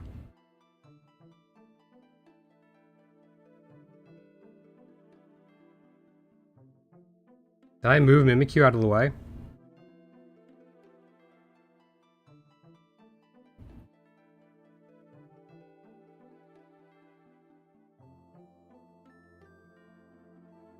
I'll have to find a placeholder for it.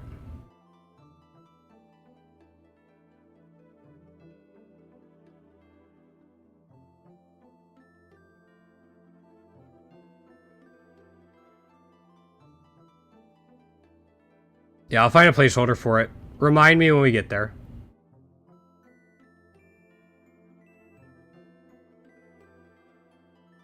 What's up?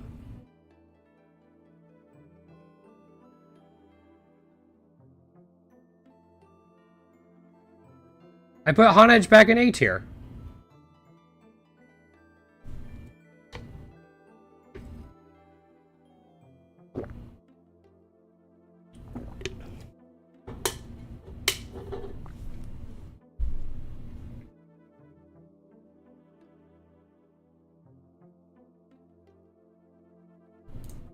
Alright, we did forget about... No, didn't forget about, but...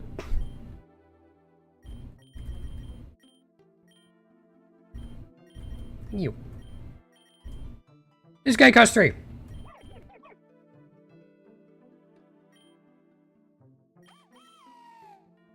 Again, Hisuian Decidueye is grass fighting, so we're just going to talk about regular Decidueye. Good attack, good special defense, good special attack, usable HP, usable defense. Would like the speed to be a bit higher. Overgrow, eh.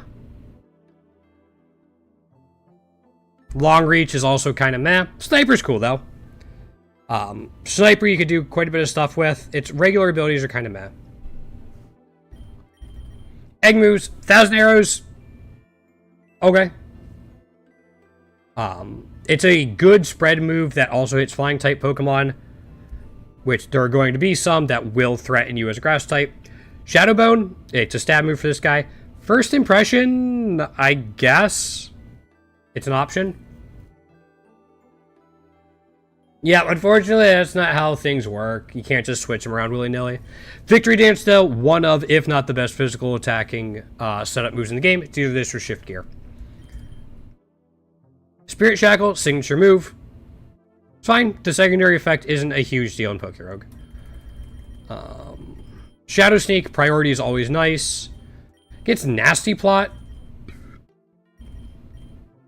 which I guess does get Sucker Punch, Leaf Blade, Brave Bird, some coverage. Doesn't set itself up through its level up moves physically, and you need the rare egg move for it. Sword Stance is an option, though, if you don't have the rare egg move. With this typing at 3, it's not great. It's definitely usable, but I'd say it's one of the weaker starters in general. I think I'd put it here.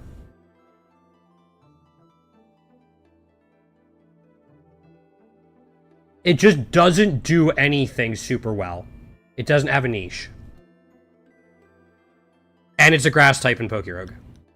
Without, like, Leech Seed or anything. Yeah, I just don't think it's great.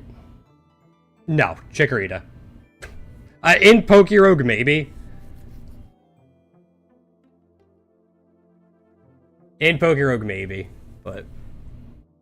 Yeah, Chikorita exists. First Pokemon I ever, first starter Pokemon I ever put in my box before the end of the story.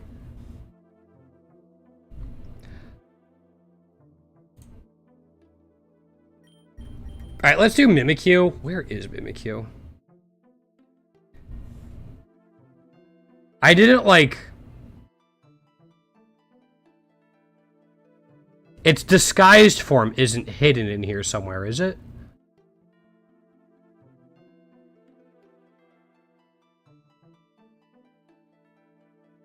Is that busted Mimikyu?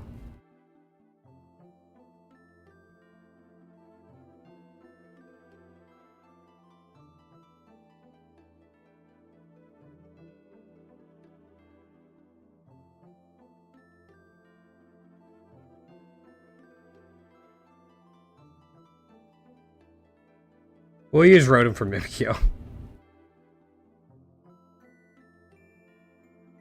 Yeah, it's,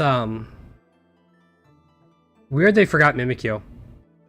Anyway, we'll use Rotom as Mimikyu.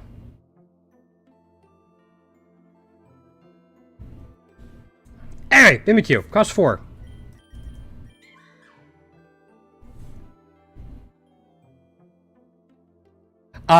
Because Han was being insolent and arguing with me.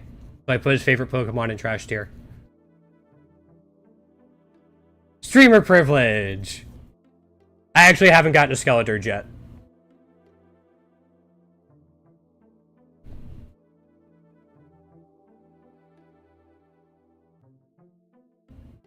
You don't know that. Tier lists are never biased. Yeah, Mimikyu's great. Lower HP, good attack, good special defense, usable defense to be sure. Low special attack, but who cares? Good speed.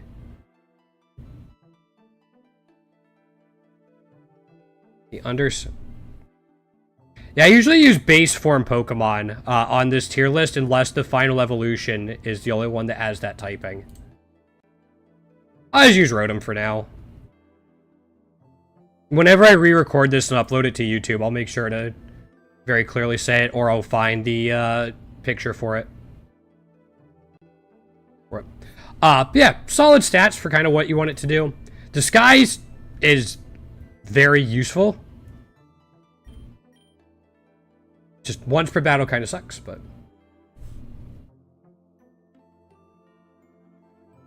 Tough Claws is a good ability on it, just a standard damage boost. Ghost Fairy is also pretty good. Ghost resists the poison type moves that Fairy is weak to. Fairy resists dark type moves as well. So you have to worry about Steel and I think other ghosts are the only two you have to worry about. But again, you have Disguise to kind of help get around that. Spirit Break, hard-hitting Fairy type move. Tidy Up, it's a setup move, helps clear hazards, not a huge deal, but you basically get a Dragon Dance with a secondary effect.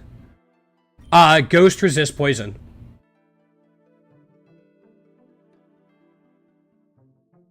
Unless I'm completely misremembering.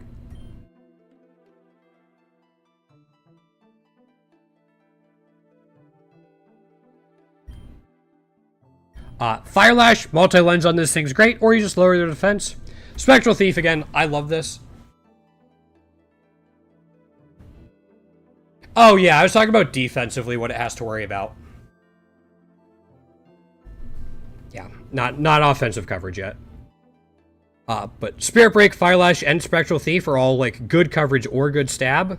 And then Tidy Up lets you set up a little bit, which is made easier with Disguise.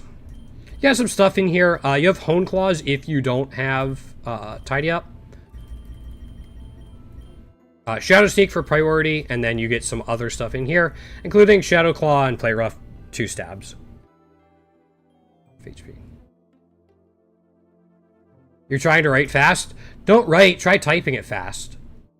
I'm not going to be able to see anything you write. If you type it though and then press enter, that's going to help me see your messages a little more easily. Give that a shot. At 4, I think this thing's not quite good enough, but the fairy typing is really nice. I think I will put it here. Actually, it might be better than I thought, because like I think it's better than Chandelure because of its typing. I'm going to put it here.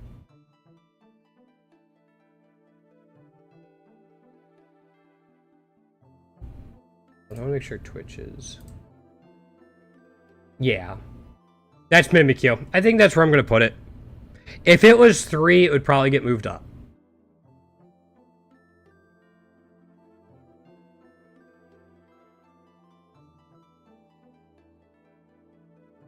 I'm going to do that. Yeah. I think Shedinja's better than Misdreavus. Delmise! I actually really like this little guy. When I was looking at learning VGC years ago, I wanted to use it. Yep, there you go. Yeah, I don't really plug my own stuff that much. Delmise is 4. Usable HP, really good attack, good defense, usable special attack, good defense. It's just slow. Steelworker gives it a 3rd stab. Water Bubble, protects it from one of its weaknesses. Basically what it is. And it can't get burned, which is nice. Shadow Bone is good stab. Ivy Cudgel hits hard. 100. Triple Dive is interesting. The kind of big thing is things that hit multiple times are great for some of the boss fights in the game. Rayquaza Eternatus are the ones I'm going back to. Both of which resist Triple Dive. You could still do something like... yeah. There's ways to abuse this, but it's not as good as Triple Axle. That's a good question. Strength Sap. I think this thing could probably take advantage of Strength Sap because it is fairly bulky. Ghost Grass isn't a great typing because Grass type isn't great. But I think all things considered, this thing has the defensive stats. In the right situation, Strength Sap can be annoying to deal with. Yeah, it's not a water type. It's a Ghost Grass with Steel type stab as well that lives on the ocean floor. Energy Ball, you're not going to care all that much about. Anchor Shot is pretty cool, though. This is its signature move. It's just unable to flee. It's a Steel-type move. It's not super strong. In Pokerogue, it's not amazing for its secondary effect. Still, it's good coverage. Hits fairy types. Hits a couple other things. Power Whip, too inconsistent for my liking. Energy Ball, you're probably going physical anyway on this guy. Especially with these egg moves. But it's there. You have Anchor Shot, Heavy Slam. Whirlpool can be a niche thing against Eternatus as long as you can stay in. Yeah, he gets Heavy Slam, Gyro Ball, and some other stuff. I don't think it does enough. There's no setup in here to really make it an offensive threat. It's got cool things and like a high base attack, but no great way to continue to scale that. Right, there's nothing I missed. Yeah. Gets Swords Dance through TM. You just have to get around the slow speed. Yeah, it's a very cool Pokemon. I really like this guy, and I hate having to do this. I think it goes there. Too slow, especially for its typing. Yeah. Marshadow, our second Pokemon that costs 8. This thing's insane. First of all, amazing speed, amazing attack, everything else is usable to good. It's great. No, I need to say stuff, just so people know. Technician, great ability. Iron Fist, great ability. Power-Up Punch, works with both of them, and it sets himself up. Boomerang, works with Technician, good coverage. Meteor Mash, works with Iron Fist, and can boost yourself. Triple Axle, arguably the best move in the game for Classic Mode. Oh, and works with Technician. Yo, Moondrop, thanks for the subscription. I appreciate it. I do tier list every Monday. Let's look at his levels. Oh, all of the elemental punches at level 1 and Shadow Sneak? Yeah, it's an amazing combination. You just call me Moon? Will do. More people, exactly. Drain Punch works with Iron Fist. Sucker Punch works with Iron Fist. Like, Spectral, like, this thing is so good. This thing is absolutely outstanding. Even if you don't have Iron Fist, you still have Technician and these stats. And, like, these moves. Which are going to do well for you, even without any egg moves. You get this thing should do well for you for a while. Pretty sure it gets Power-Up Punch through TM if you don't have it as a, it doesn't get Power-Up Punch through TM. Alright, so you need the egg move, but even without it, it's really good.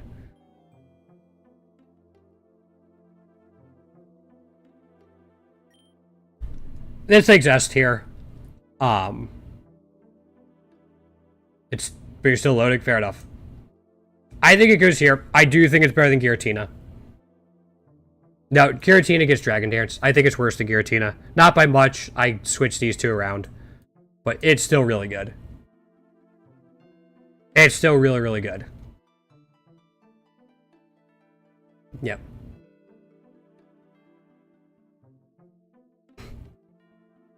I'll let you guys argue it, but it goes there. Yeah, it goes there. Blacephalon. Who needs more shiny variants? This dude costs 7. We'll get to Lunala when I remember. Low HP, low defense, usable special defense, good speed, really good attack, and fantastic special attack. This thing's flimsy. Beast Boost is a really good ability, though. Magic Guard is really helpful. You get Steel Beam, which works with it. Moonblast is good coverage. Chloroblast works with Magic Guard. And then Moongeist Beam, just for stab. I'm not moving things around for donations. Sorry.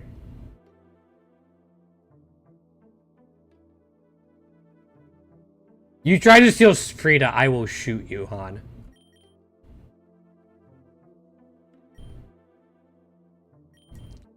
Mind Blown, good spread move. You don't have to worry about the recoil if you have Magic Guard. Oh, welcome on in, Moondrop. Fire Blast is inaccurate. Calm Mind is good to have as a setup move combined with Beast Boost. Shadow Ball, also good. Everything else is kind of eh. I don't love this thing. It has limited coverage. Is pretty frail.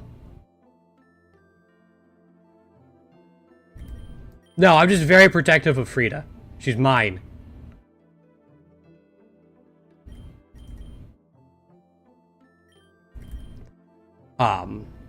Just not great coverage, and it's pretty frail, all things considered. The egg moves help a little bit, give it more coverage, like a lot more coverage, which is great with Beast Boost. At 7, I think this thing goes like here. It kind of needs Magic Guard though. I'm gonna put it here. Beast Boost definitely saves it.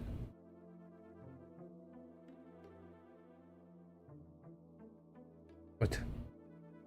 The Pokerogue chat should be fine. Moondrop. Moon, sorry. Yeah, there's a Pokerogue chat in the Discord. Yeah, let's put it there. Alright. This guy, Sinisty. How much was he? 3.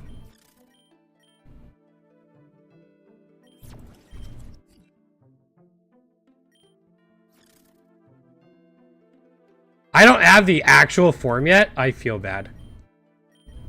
Alright, I know what I gotta grind for. Yeah, the Pokemon chat. Yeah, sorry.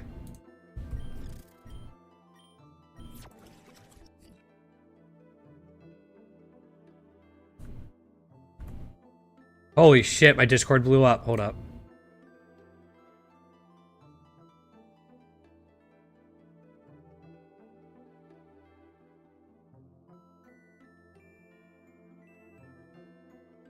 Yeah, that's pretty good. Alright. Lower HP, lower defense, really, like, fantastic special attack, really good special defense, usable speed. Pure Ghost type, by the way. Weak armor, eh. Can help, but it already has... Like, it can help, but you have to take a hit, and that can be dangerous. Cursed Body, kind of meh. Shadow Shield, though, lets you take that hit more easily, which is great. Weak armor plus Shadow Shield is actually a pretty potent combination. And then you start moving very quickly to take advantage of your really high special attack. Sploogie Splash, really good coverage move. Matcha Gotcha, spread move to help you take advantage of Shadow Shield even more. Draining Kiss, same kind of thing. It does hit Rayquaza. Moongeist Beam, hard-hitting stab move. Love a move. Shell Smash, I mean, if you really want to go hard, you can. Or you have Nasty Plot. The fact it gets 2 setup moves through level up is great. And then you get Shadow Ball and Giga Drain. Everything else is kind of eh. You could take advantage of Straight Sap. But I think overall, this thing is pretty good at 3. Oops.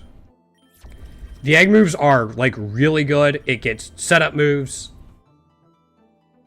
Its abilities are good. They complement each other well. I think I'm putting this thing here. Actually here. Yeah, I think this thing could output a lot of damage. I'm going to have to give it more of a try. But I think with everything it's got going for it, it could be a really good carry. Also, let me check these real quick.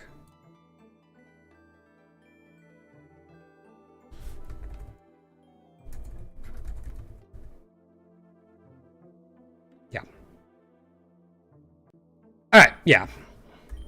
Dreepy. I don't know how this thing is only 4. I love it, though. First of all, this thing is fast. It hits hard. It's got fine defensive stats as well. I mean, this thing is absolutely insane. I've said it before. I like having high base speed more than high base attack in Pokerogue because it's easier to scale your damage than it is speed. This guy says, why not both? Clear Body, Like, Clear Body is good, so you keep your damage more consistent. Infiltrator doesn't really matter. Curse Body is kind of a meh. Parental Bond. Parental Bond is insane in Classic Pokerogue. You do so much with it, especially once you get down to this. Parental Bond Power-Up Punch. Good thing there was never a Mega that was able to take advantage of this. Right? Shadow Bone. Also takes advantage of Parental Bond. Fire Lash. Also takes advantage of Parental Bond. Dire Claw. Also takes advantage of Parental Bond. This thing's insane. Dragon Darts or Dragon Pulse as well. I mean, Dragon Dance through Level Up. Its Level Up moves aren't great outside of Dragon Dance. You just need like a couple leg moves though, and this thing is insane. Like, it's absolutely busted. I don't know how it's only 4. I really don't.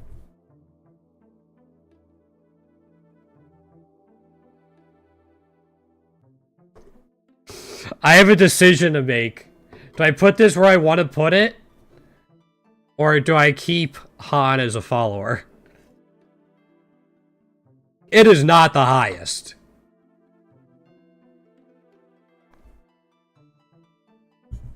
It's not the highest.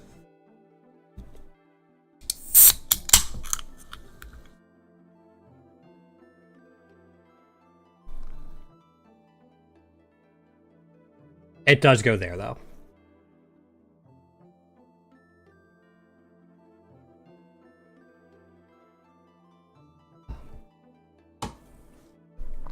I think it's definitely S tier.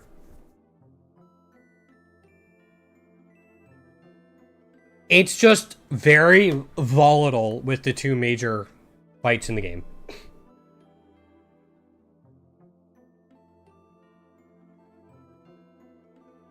If it doesn't KO them, they will KO it in one shot.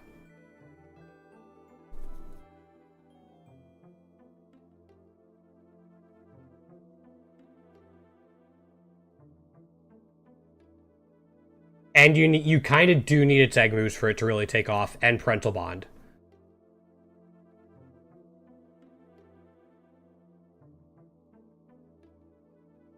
I don't think it was that squishy.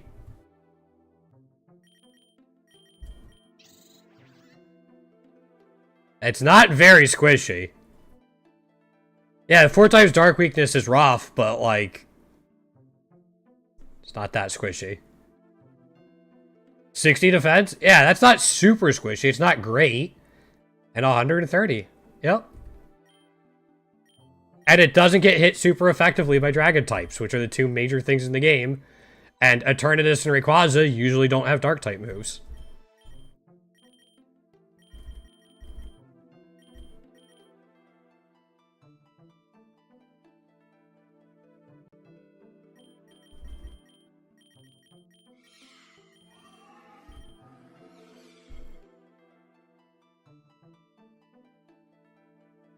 You can try. You gotta outspeed it.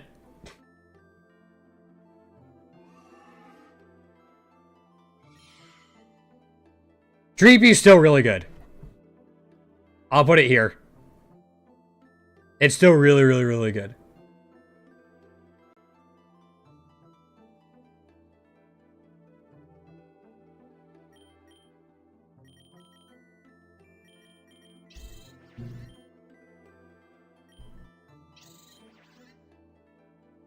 Alright. You can give it a shot. In general, Hoopa's better for Classic mode.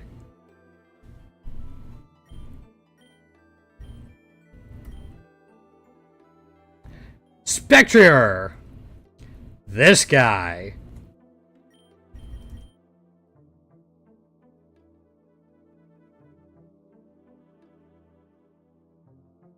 Why is my... Hold on. Sorry guys, my Streamlabs being weird, so I'm losing some messages coming in.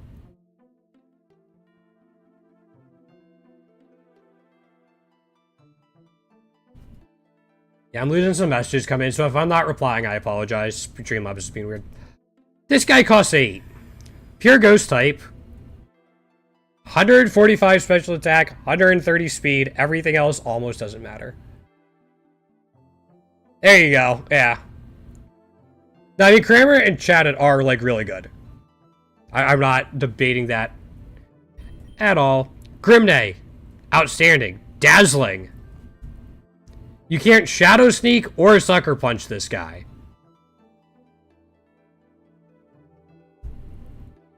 He basically has Psychic Terrain at base, which eliminates some of Ghost's biggest weakness.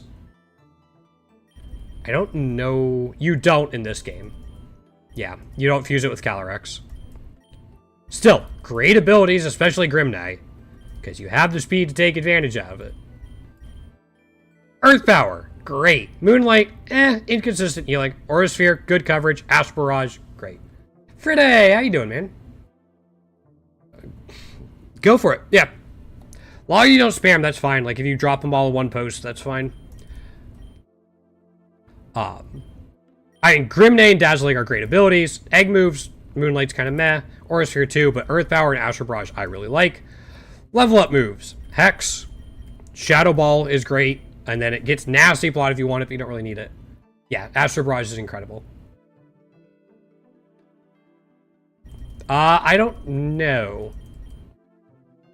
I thought Astral Barrage was Lunala. No, Lunala's is Moongeist Beam. Anyway, it's still an egg move.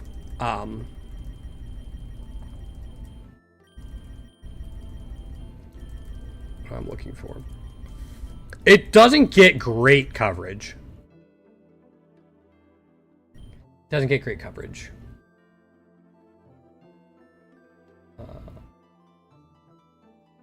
But, I mean, with those stats, these abilities, and, like, the coverage it does get, especially through its common egg moves, it's fine. And by fine, I mean, like, good. There's a lot of S-tier Pokemon in Ghost.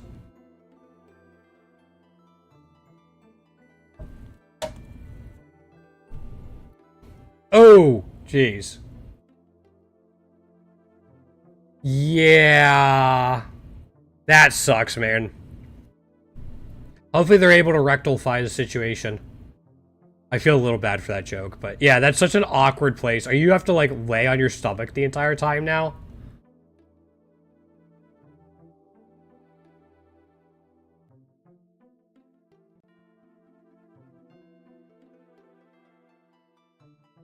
Let's go to Bramblin. I'll come back for the others. Bramblin costs 3. Another Grass Ghost type. Really good attack. Not great HP. Below average defense. Below average special defense. Good speed. Have to lay on your stomach. I didn't know if, like, actually sitting down bothered you. Wind Rider is inconsistent, but kind of neat. It's a situational utility and better than Infiltrator. Shadow Shield, again, good for setting things up. Egg moves, Tailwind, set itself up for Wind Rider. Straight Sap, I'm not crazy about. but he could probably make a little bit of use out of it. Flower Trick is really cool because it always crits. Last Respects can be super strong as a panic button. Yep, level 30.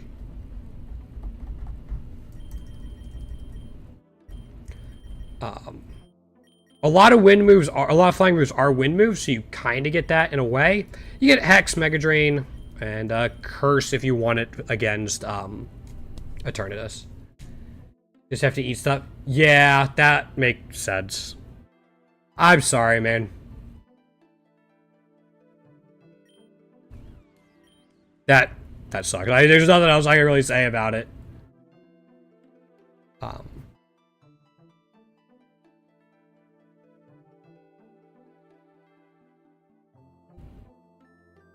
I think Bramblin is B tier. It provides a lot of neat utility and can set itself up.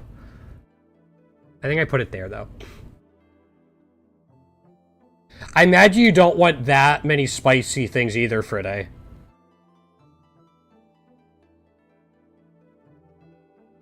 You don't want that coming out either. Oops.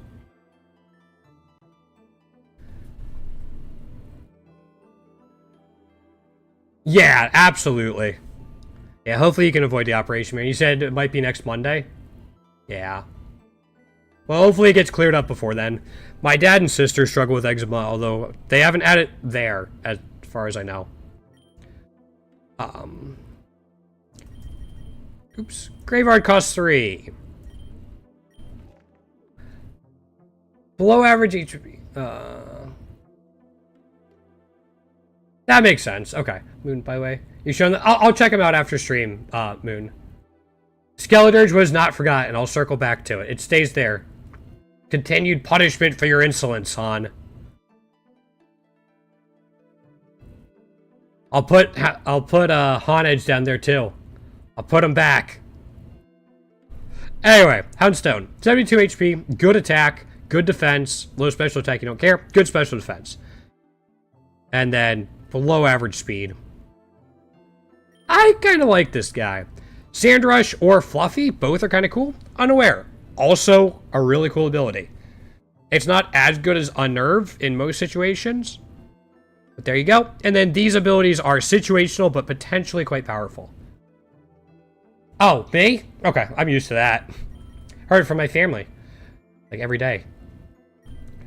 Shadowbone, Sizzly Slide, Shore Up. Shore Up's pretty cool on this guy. I like him. Collision Course. I don't quite understand why. I guess it's at normal types that he might struggle with. Sizzly Slide makes sense because, you know, little light on top of his head. Shadowbone's gonna be competing with a lot of other stuff, including Last Respects. Last Respects is potentially a very strong move. We just talked about it. Gets Play Rough. That's about it. Crunch, Bite, but there's not a lot here. You don't have a way to set yourself up either. No. So this guy more functions as like a somewhat bulkier ghost type with a little bit of utility with the payoff of being Last Respects. At 3, it's not crazy, but I actually think it's better than you. Let's switch these.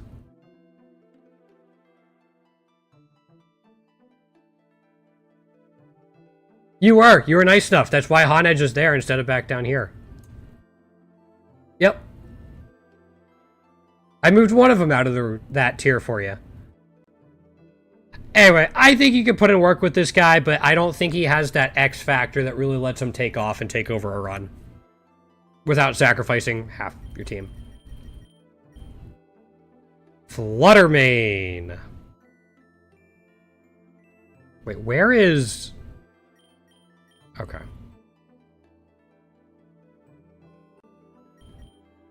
These are like all out of whack.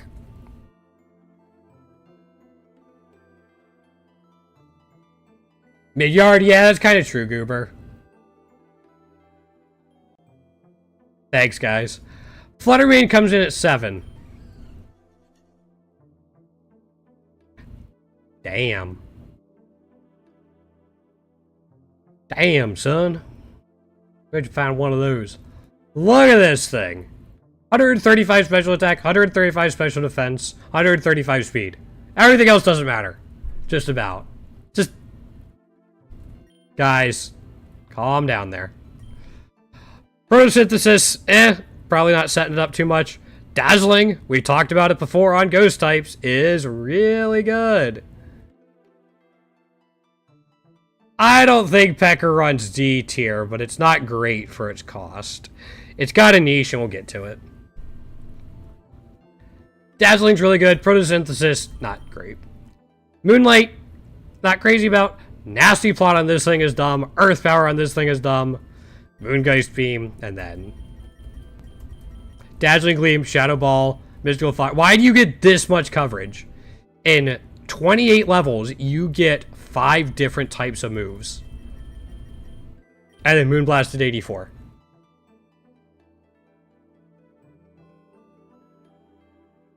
I don't know what order I'm going in at this point. We'll figure it out. Make sure I don't miss any. It got kind of messed up with this, how they arrange things down here.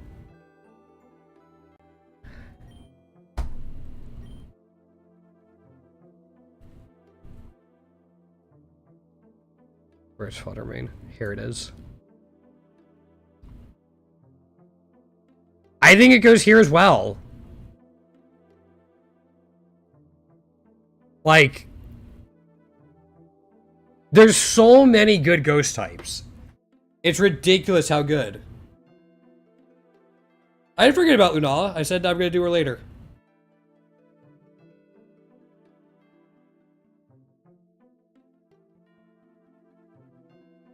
There's just so many good ghost types.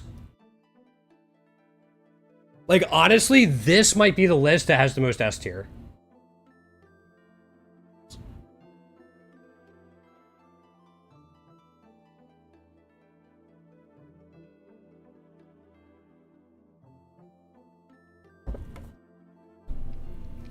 Yeah.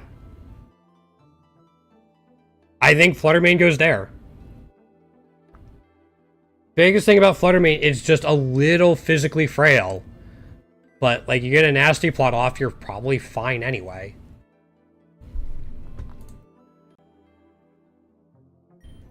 Goldengo! Cost 4.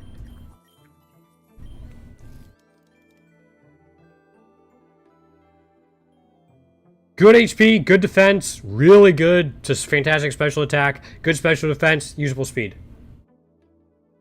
Yeah, pretty much. I don't know if Goldengo is S tier.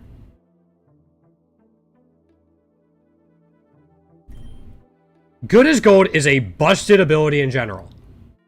Way better when it's facing you than when you're using it. Honey Gather is good. It's a good move to have on your team. Or a good ability to have on your team. Yeah. Egg moves. Happy Hour.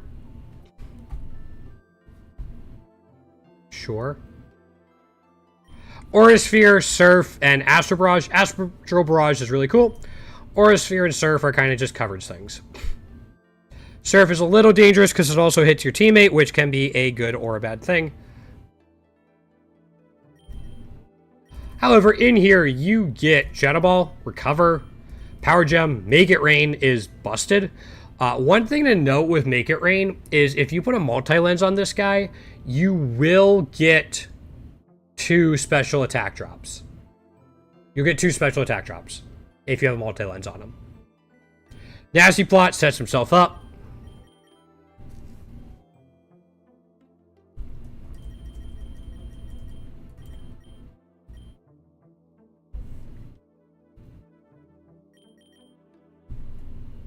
Gets Dazzling Gleam. Okay.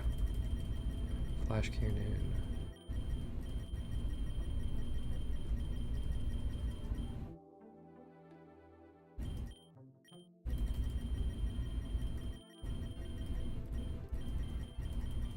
No ice type moves, but Dazzling Gleam helps.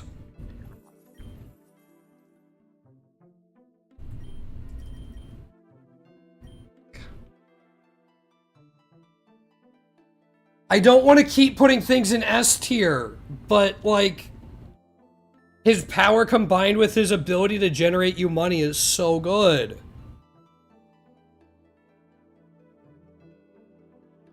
And he gets nasty plot through level up. And good coverage. And can't be affected by status conditions.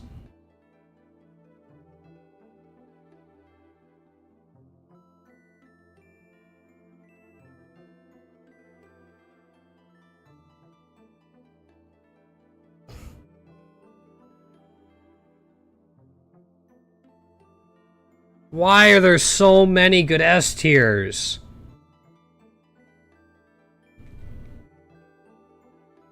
Think I'd do this, actually. Just because Ghastly kind of needs the Mega.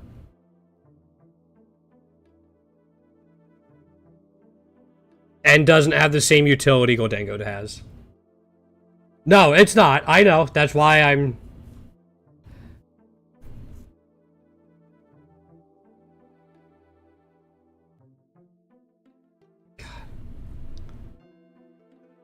Alright.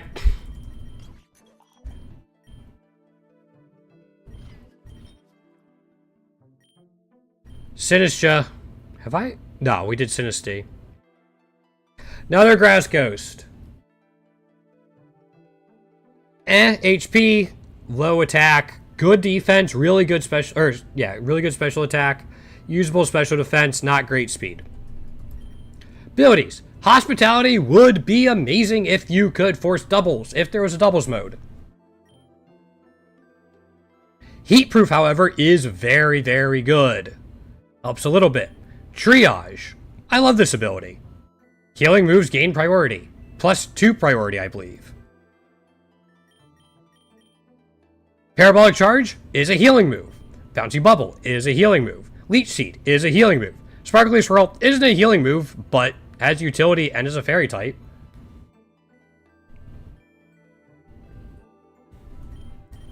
You also get Machigacha as base. Life Dew if you want to. Foul Play, Mega Drain. Straight Sap is a healing move. Shadow Ball for coverage.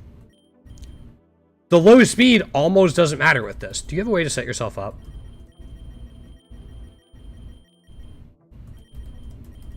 Calm Mind. And it gets Nasty Plot.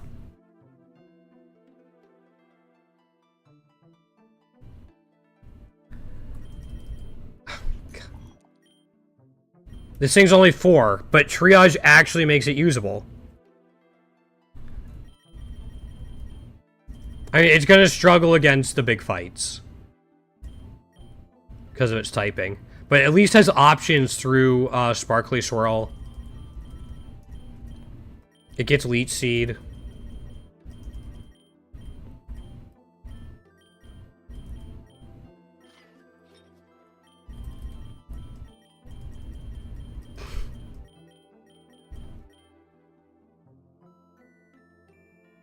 You don't have to apologize for that. Is this our first A-tier Grass Ghost type? Okay, I don't know what you are.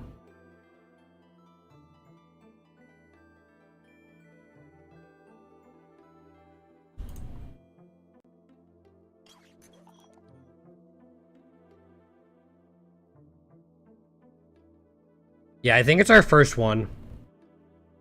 I think it's really good. Like, unironically good.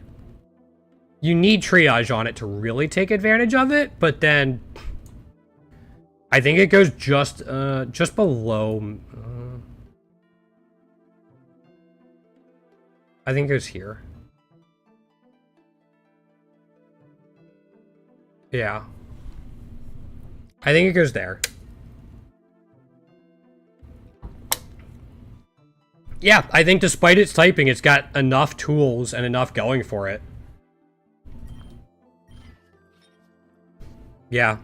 Triage is so powerful. Even Heatproof really helps it out as well. With Heatproof, Eternatus can't hit you super effectively.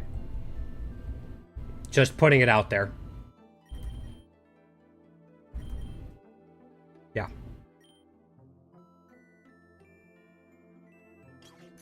Put it out there. Pokerogue costs 6. This dude's weird.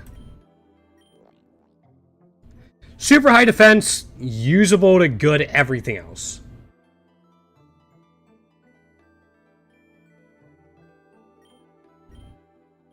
Poison Puppeteer plus Poison Chain is a very neat combination.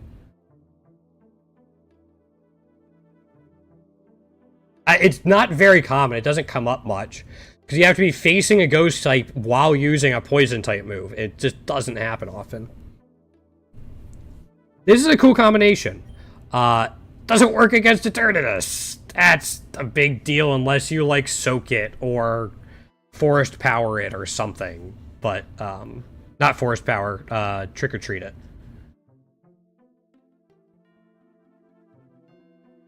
Still a cool combination. You get Take Heart, which is special attack and special defense, Body Press, Sappy Seed, Astro Barrage. Scales off of defense, scales off of attack, scales off of special attack. I know Sappy Seed has a potent secondary effect, which is probably why you're using it.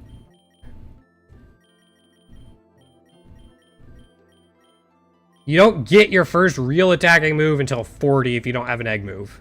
Shadow Ball and Malignant Chain are both cool. Toxic falls off. Nasty Plot can be helpful. Recover on something this bulky is kind of nice. Well, yeah, you don't even need to because of Toxic Chain.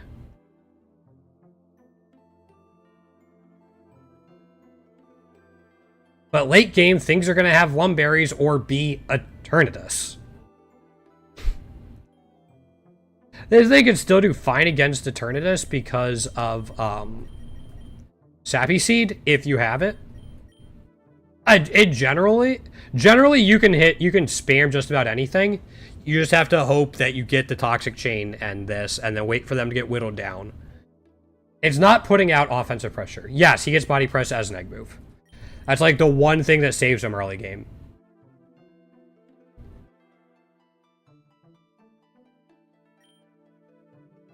He's at 6. I think it's A tier. But not like good A tier.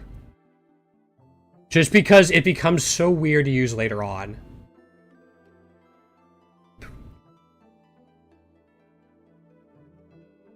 I think I'm going to put it there. If it was 5, I think it would be a heck of a lot better. But at 6, it just becomes very weird to use. So let me check something real quick.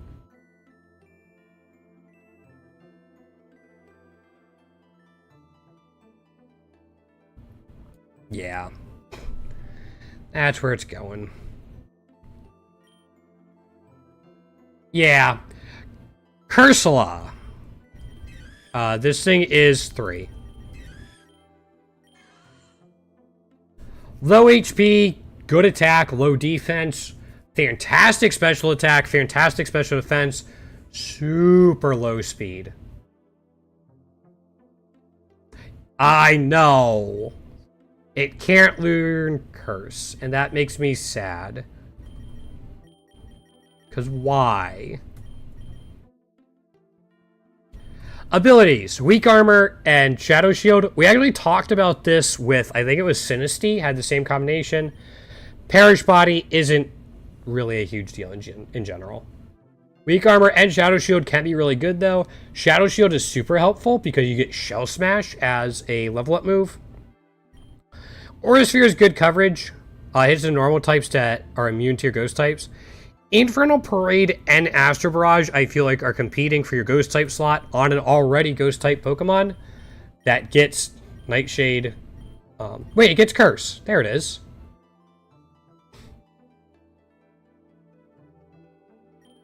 Why did I not see that before? It does get Curse. Okay. You just can't learn it through TM. Anyway, it gets Hex as well. It's just, I don't like having 2 of the same type of move on a Pokemon that's already that type.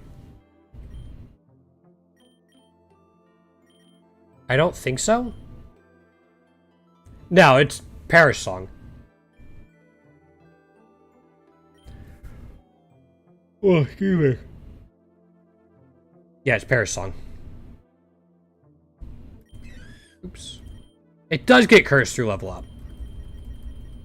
But not through TM. I don't know.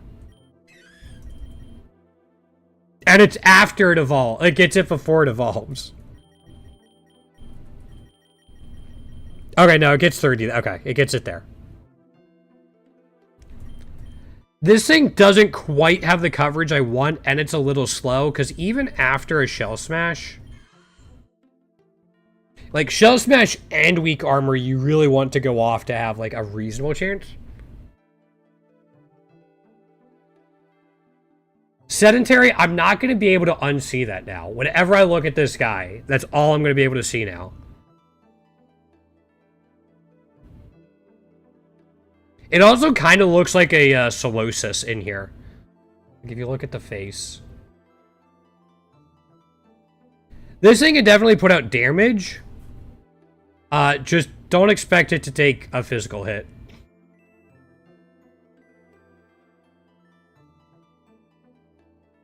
Higher end of B tier, though, because it can do damage once it evolves. Actually, I'm putting it here.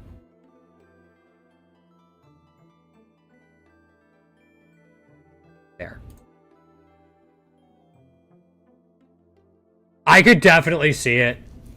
And then it got cursed. Yeah. One any punch would kill it. Yeah. Galarian Yamask. Runerigus. We talked about this guy in the ground type. Lowish HP, good attack, really good physical defense, low special attack, really good special defense, low speed. Wandering Spirit, bleh. Tablets of Ruin, though. Makes it even more physically bulky. But you don't like Cofagrigus, hon? Straight Step, even more physically bulky. Dire Claw to shut things down. Good spread move with Stab. Spectral Thief, make yourself more bulky. And just give yourself power boost in general. Biggest thing with this guy, like as you're looking through, gets Earthquake, which is cool. Some other stuff. Just doesn't have a consistent way to set itself up. That's kind of the big thing. I don't think it puts out enough offensive pressure. Truly be great. However,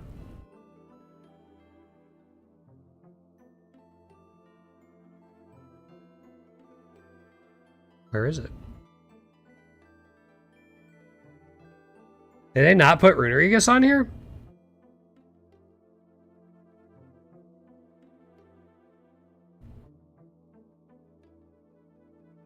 There it is. Yep, thank you. However, it does put out some more offensive pressure than these. The more I think about it, I really don't like the Decidueye.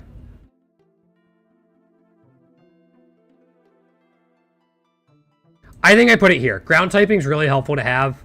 It's still fairly bulky defensively. It just can't set it so... Spectral Thief.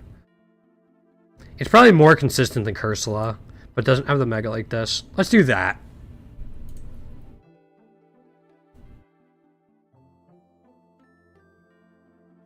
That actually might be lore accurate, Sedentary.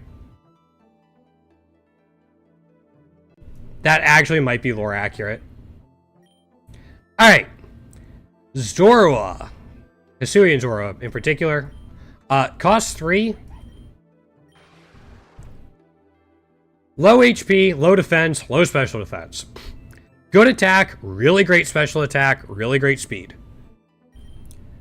Illusion can be fun.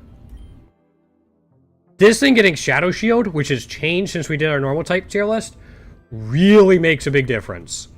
Moonblast, amazing coverage. Parting Shot, Secret Sword, Blood Moon. It is amazing typing. Get Shadow Shield.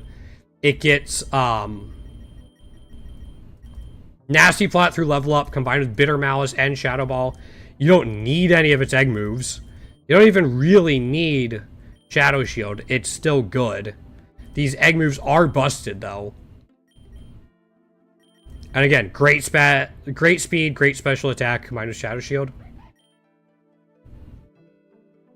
This thing pops into A tier.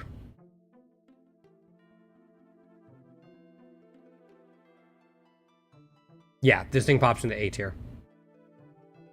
I think it goes there. It's just a little squishier to put it higher. But really good typing. Shadow Shield Nasty Plot with that speed is also dangerous, especially with the coverage it gets from its egg moves. Alright, let's go back and grab the ones I missed. Lunala. Fetch 6. There we go. Nebby! Cost 7.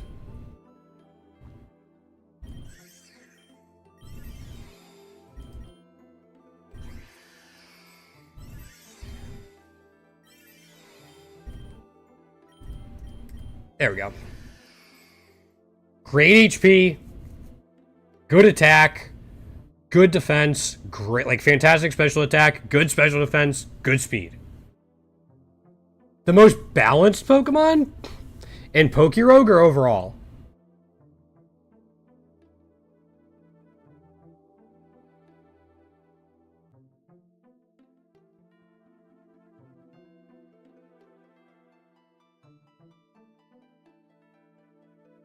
These stats are incredible. Finding the item to evolve this can be a bit of a pain.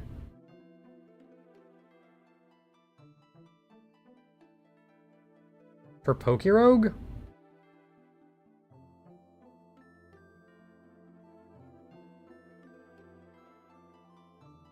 I don't know. I never really thought about it.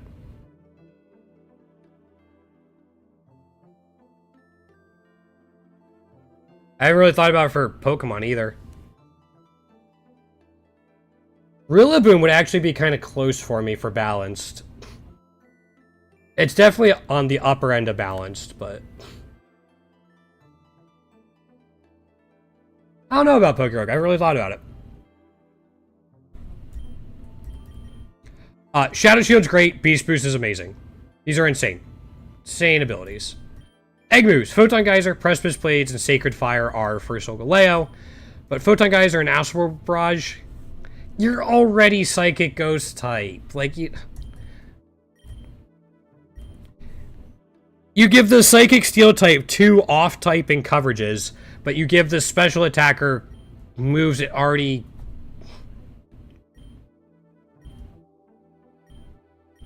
Moongeist Beam, insane. Moonblast, great.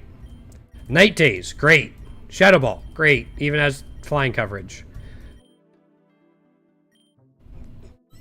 This thing's 7. It's a little bit of a pain to evolve.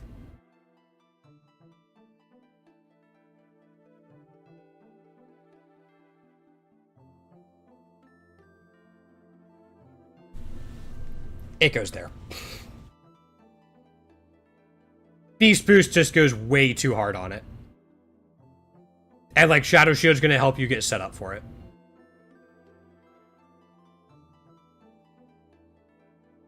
You know what? I should move Dreepy down. It shouldn't be that high.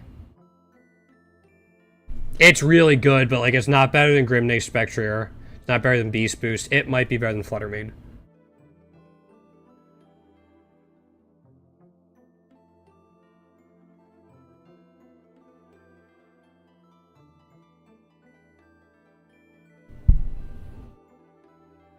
No, that's where it's staying.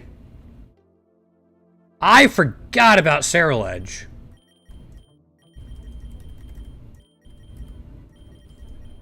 This guy is 4.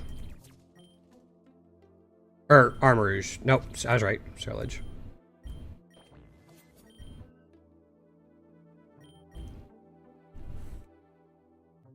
Usable HP, great attack, usable defense, low special attack, good defense, usable speed. Abilities. Flash Fire is great. Weak Armor, I don't care as much about. Flash Fire would be better if he didn't already resist fire, but there you are. Prism Armor. Oh, why does this thing need Prism Armor? Sacred Sword, good coverage.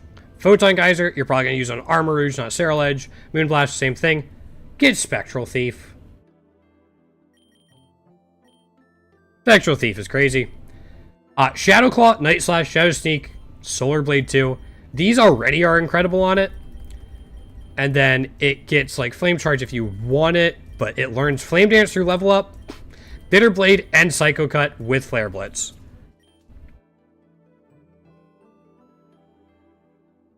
What's for... These get sharp, yeah. This thing is really good, especially at 4. It's not S tier. It still struggles with Rayquaza a bit. It has a few too many weaknesses for my liking. But it can still be really strong. Yeah. I think it goes here. It's still really strong at 4. And you can get an easy switch in if you read a fire move.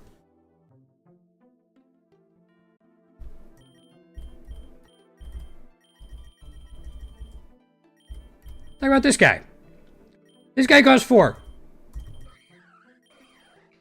Just has no Rage Fist. Great HP, great attack, usable defense, low special attack, good special defense, good speed. I don't think it's S tier. Said it in my fighting tier list. I'm going to say it again. Because,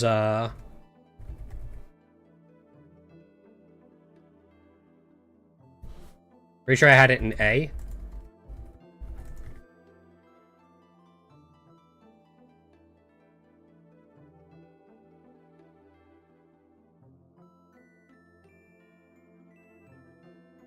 Yeah, near top of A. Abilities. Vital, Spirit, Inner Focus, Defiant, inconsistent but usable. Iron Fist, good damage boost. Egg moves. Drain Punch, Meteor Mash, No Retreat, and Slack Off. Drain Punch and Meteor Mash interest me the most about these. Meteor Mash hits fairy types. Drain Punch just helps heal you a bit. Shadow Punch is really cool, but it competes more with Rage Fist. Close Combat is very strong. Stopping Tantrum is good. Outrage is good. Just, do you really want to lock yourself in? Yes, this thing can use Outrage to hit Rayquaza, but if you don't KO it, you're locked in, and you're probably gonna die. Plus, at 90 speed, without a great way to boost yourself even more, it's not incredible.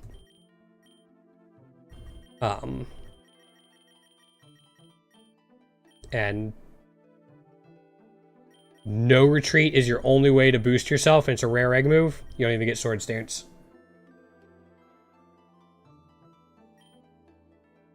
I think it's A tier. It's definitely very strong.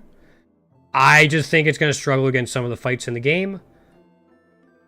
I think it goes here. The amount of coverage it gets is ridiculous. I think it's very, very good across the board, just not excellent at anything. Doesn't have that X factor. Frostlass.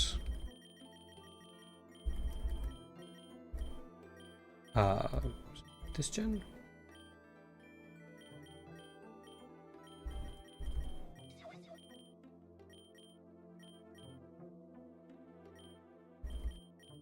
A bit later than I thought. The hell does Frostlass evolve from? Gen 3. Is it really? Oh. Completely forgot Snorunt was a thing. It's 2 points. Yeah, No Retreat is a cool name. And it, like, lives up to it. Yeah, a little weird we only have one Water Ghost. Base stats. Acceptable to below average across the board. This guy? It's Shiny Regice. Well, it's the tier 2 Shiny.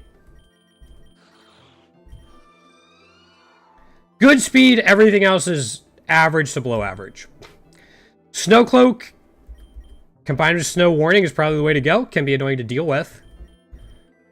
Sparkly Swirl, fairy coverage is always nice. Nasty Plot is good, especially combined with, like, Snowcloak, Snow Warning.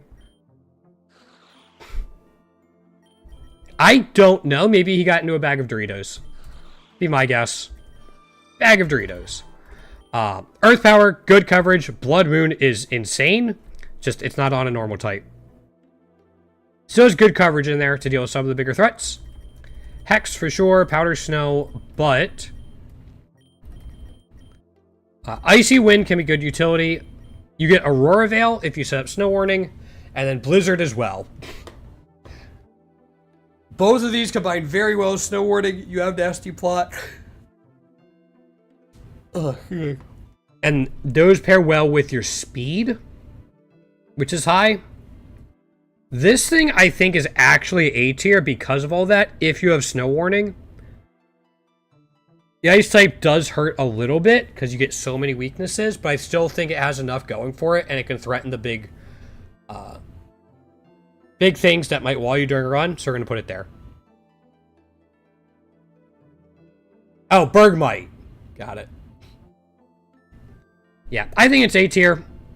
An Ice type that can set up its own snow is very powerful.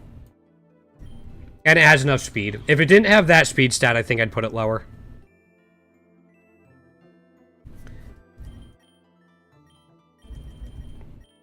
Hisuian Typhlosion. This thing costs 3.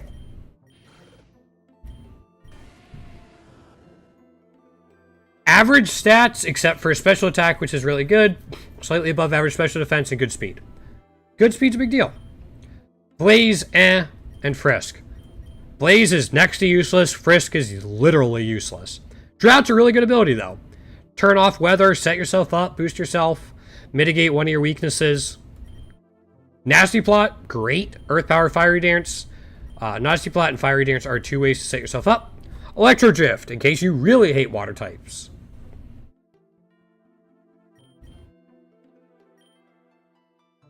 Gets Eruption through level up. Gets a Inferno Parade.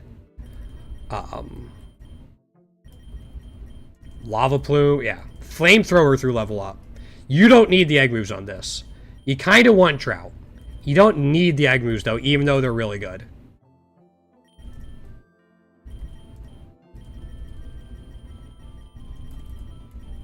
I'm looking for one thing.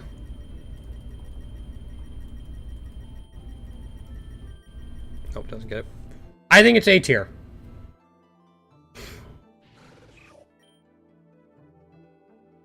I think it's probably high A tier. No, we have 2 ghost water types, Han. I forgot.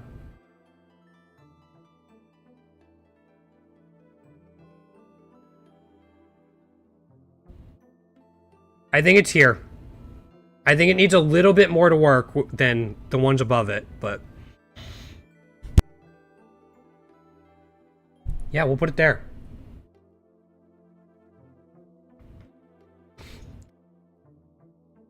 What do you mean we do? Yeah, Basque Legion. I mean, S tier design, maybe. But I think in Pokerogue, Hisuian Typhlosion doesn't quite have that X factor. And its X factor isn't useful against Rayquaza and Eternatus.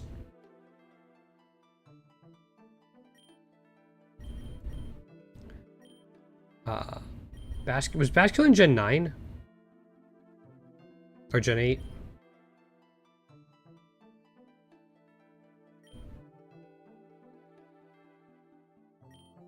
How early was Bat? Oh, it was way earlier than I thought. Alright. Thing costs 4. You're being a jerk.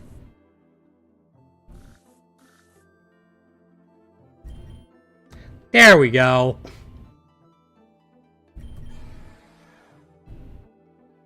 Great HP, good attack, good, like, better special defense, below average defense, below average but almost special defense, usable speed. If we look at this, higher attack, still great HP, lower special attack, slightly lower defense and special defense, but not awful. Speed's there. Look at the male form. Swift Swim. Great if you have rain. If you don't, adaptability is still good.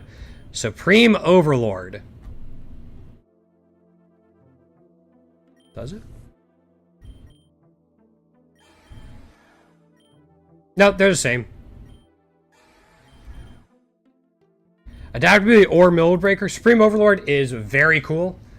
This is the ability of King Gambit. I used it to great effect during my Doubles Draft League a couple years ago. Basically, the thing can get even harder. If you have Rain out to combine with Swift Swim, great. It can be, but you don't have to. Swift Swim is enough to make it a threat, especially with 112 attack. Last Respect, if you really want to make it an endgame Pokemon. Close Combat hits hard. Splishy Splash as well, although it's a special move, and that sucks. No Retreat. Setup move. Final Gambit. Phantom Force is kind of meh. Aqua Jet is something to always keep an eye out for, especially if you have Supreme Overlord. Yeah, exactly. Wave Crash is a move that will put out a lot of damage. Biggest thing with this is your Water-type moves are going to be resisted by Eternatus and Rayquaza. You still have Last Respects, though, and you might be able to put out enough damage, it won't matter. This thing needs some setup, though, and kind of needs you to be losing to really take advantage of it, and that's a scary situation. I think it's still A tier.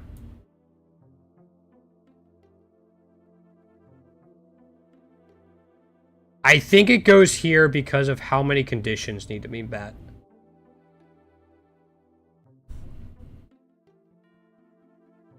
Yeah. It just needs a lot of conditions to be met, and you have to have the right form. If you have them, though, I think it's really, really good. Alright. Alolan Marowak. I love this guy. I've been looking forward to doing this. This guy costs 3. Low HP, acceptable attack, good defense, low special attack, acceptable to usable special defense, low speed. Curse Body, Lightning Rod is really cool. Rockhead is what I usually run on it, and it's very good. And it gets Parental Bond, which is busted. Egg moves. Head Smash. Well, you have Rockhead. Wood Hammer. Rockhead. Shadow Sneak. Well, you're now a Ghost type, and you have Parental Bond. Bitterblade. None of these really work with Parental Bond. They just get around sturdy. If Cubone wants a hug, he can go cry to his mother.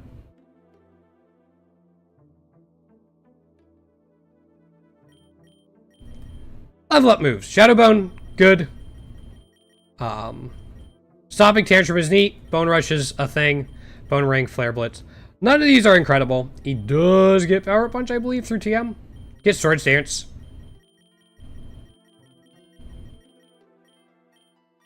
Power Up Punch. Through TM.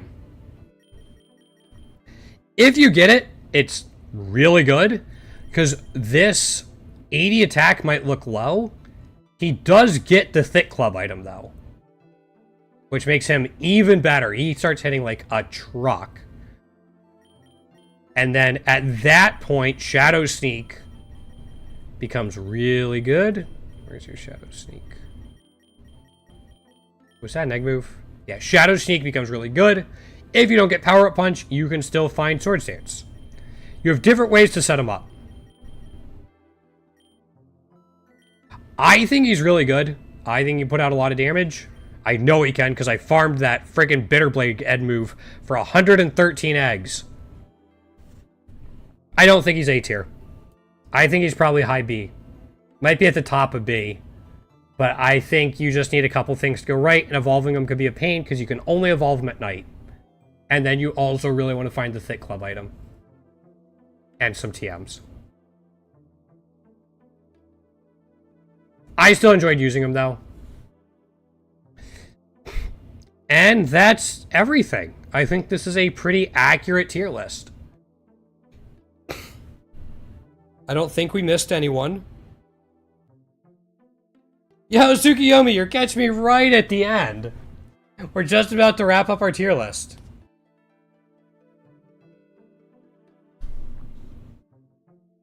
Yo, you shouldn't hate Tsukiyomi. What's Tsukiyomi done to you? This is our ghost type tier list for Pokerogue, Tsukiyomi. We covered Skeledirge.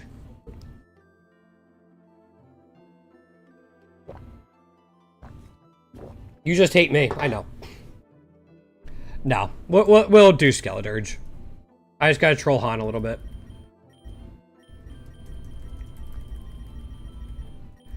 Alright. There we go. Cost 4, and there's a reason. What do you have to, Tsukiyomi? Skeledirge. Good HP, low usable attack, good defense, really good special attack, usable special defense, below average speed. Best start? Yes, he is. Abilities. Blaze is not great. Unaware really is, though. Punk Rock does a lot for him because of Alluring Voice, Overdrive.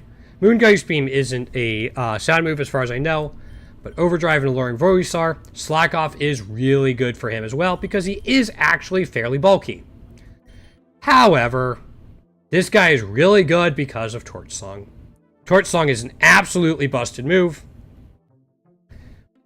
Setup moves in general are really good. This happens to do damage and a lot of it while you're setting up. Yawn has some good utility against Eternatus as well. Shadow Ball isn't great. Hyper Voice gets boosted from Punk Rock. You don't have any great ways to deal with Eternatus or Rayquaza, though I think you do. You get Alluring Voice. You also might get Moonblast. You don't get Moonblast, but still, you get Alluring Voice either through TM or this. Remember the joy of clearing half of with single Ghost type. There are so many good Ghost types. This guy's S tier. I think he goes here.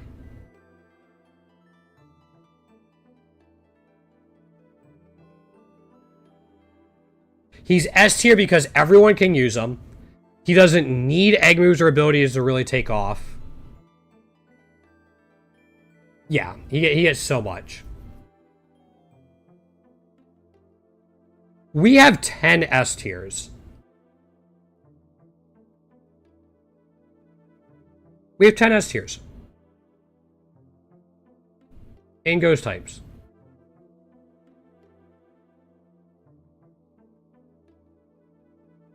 I could see a case for moving Ghastly down a tier, but I think everyone else probably stays there.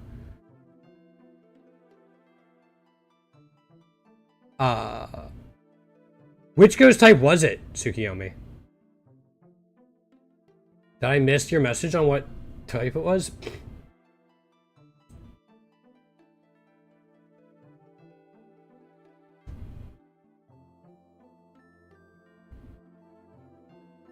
I said I could see the case for it, Han. Come on.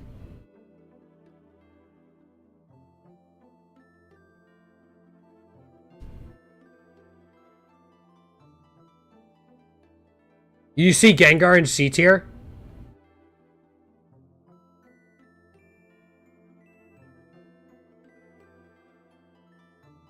Oh, Sableye, Tsukiyomi? Yeah, that would have been a broken combination back then. Tsukiyomi, or not Tsukiyomi, Sableye's down there just because it doesn't do a lot of offensive pressure. Although it does do well against Eternatus. I even don't know if Pumpkaboo's down there. There might not be a C-tier Ghost type. Yeah, I remember that. Yeah, there might not be a C-tier. No worries. Because also gets a Mega. Alright. It actually gets higher. I forgot about the Mega. Yeah, I think that's where it stands.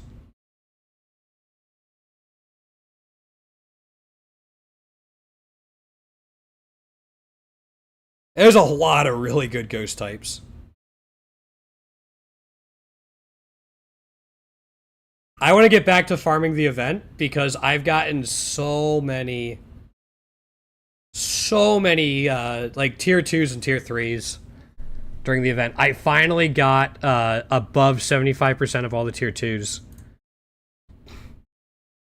75.7% tier 2 shinies.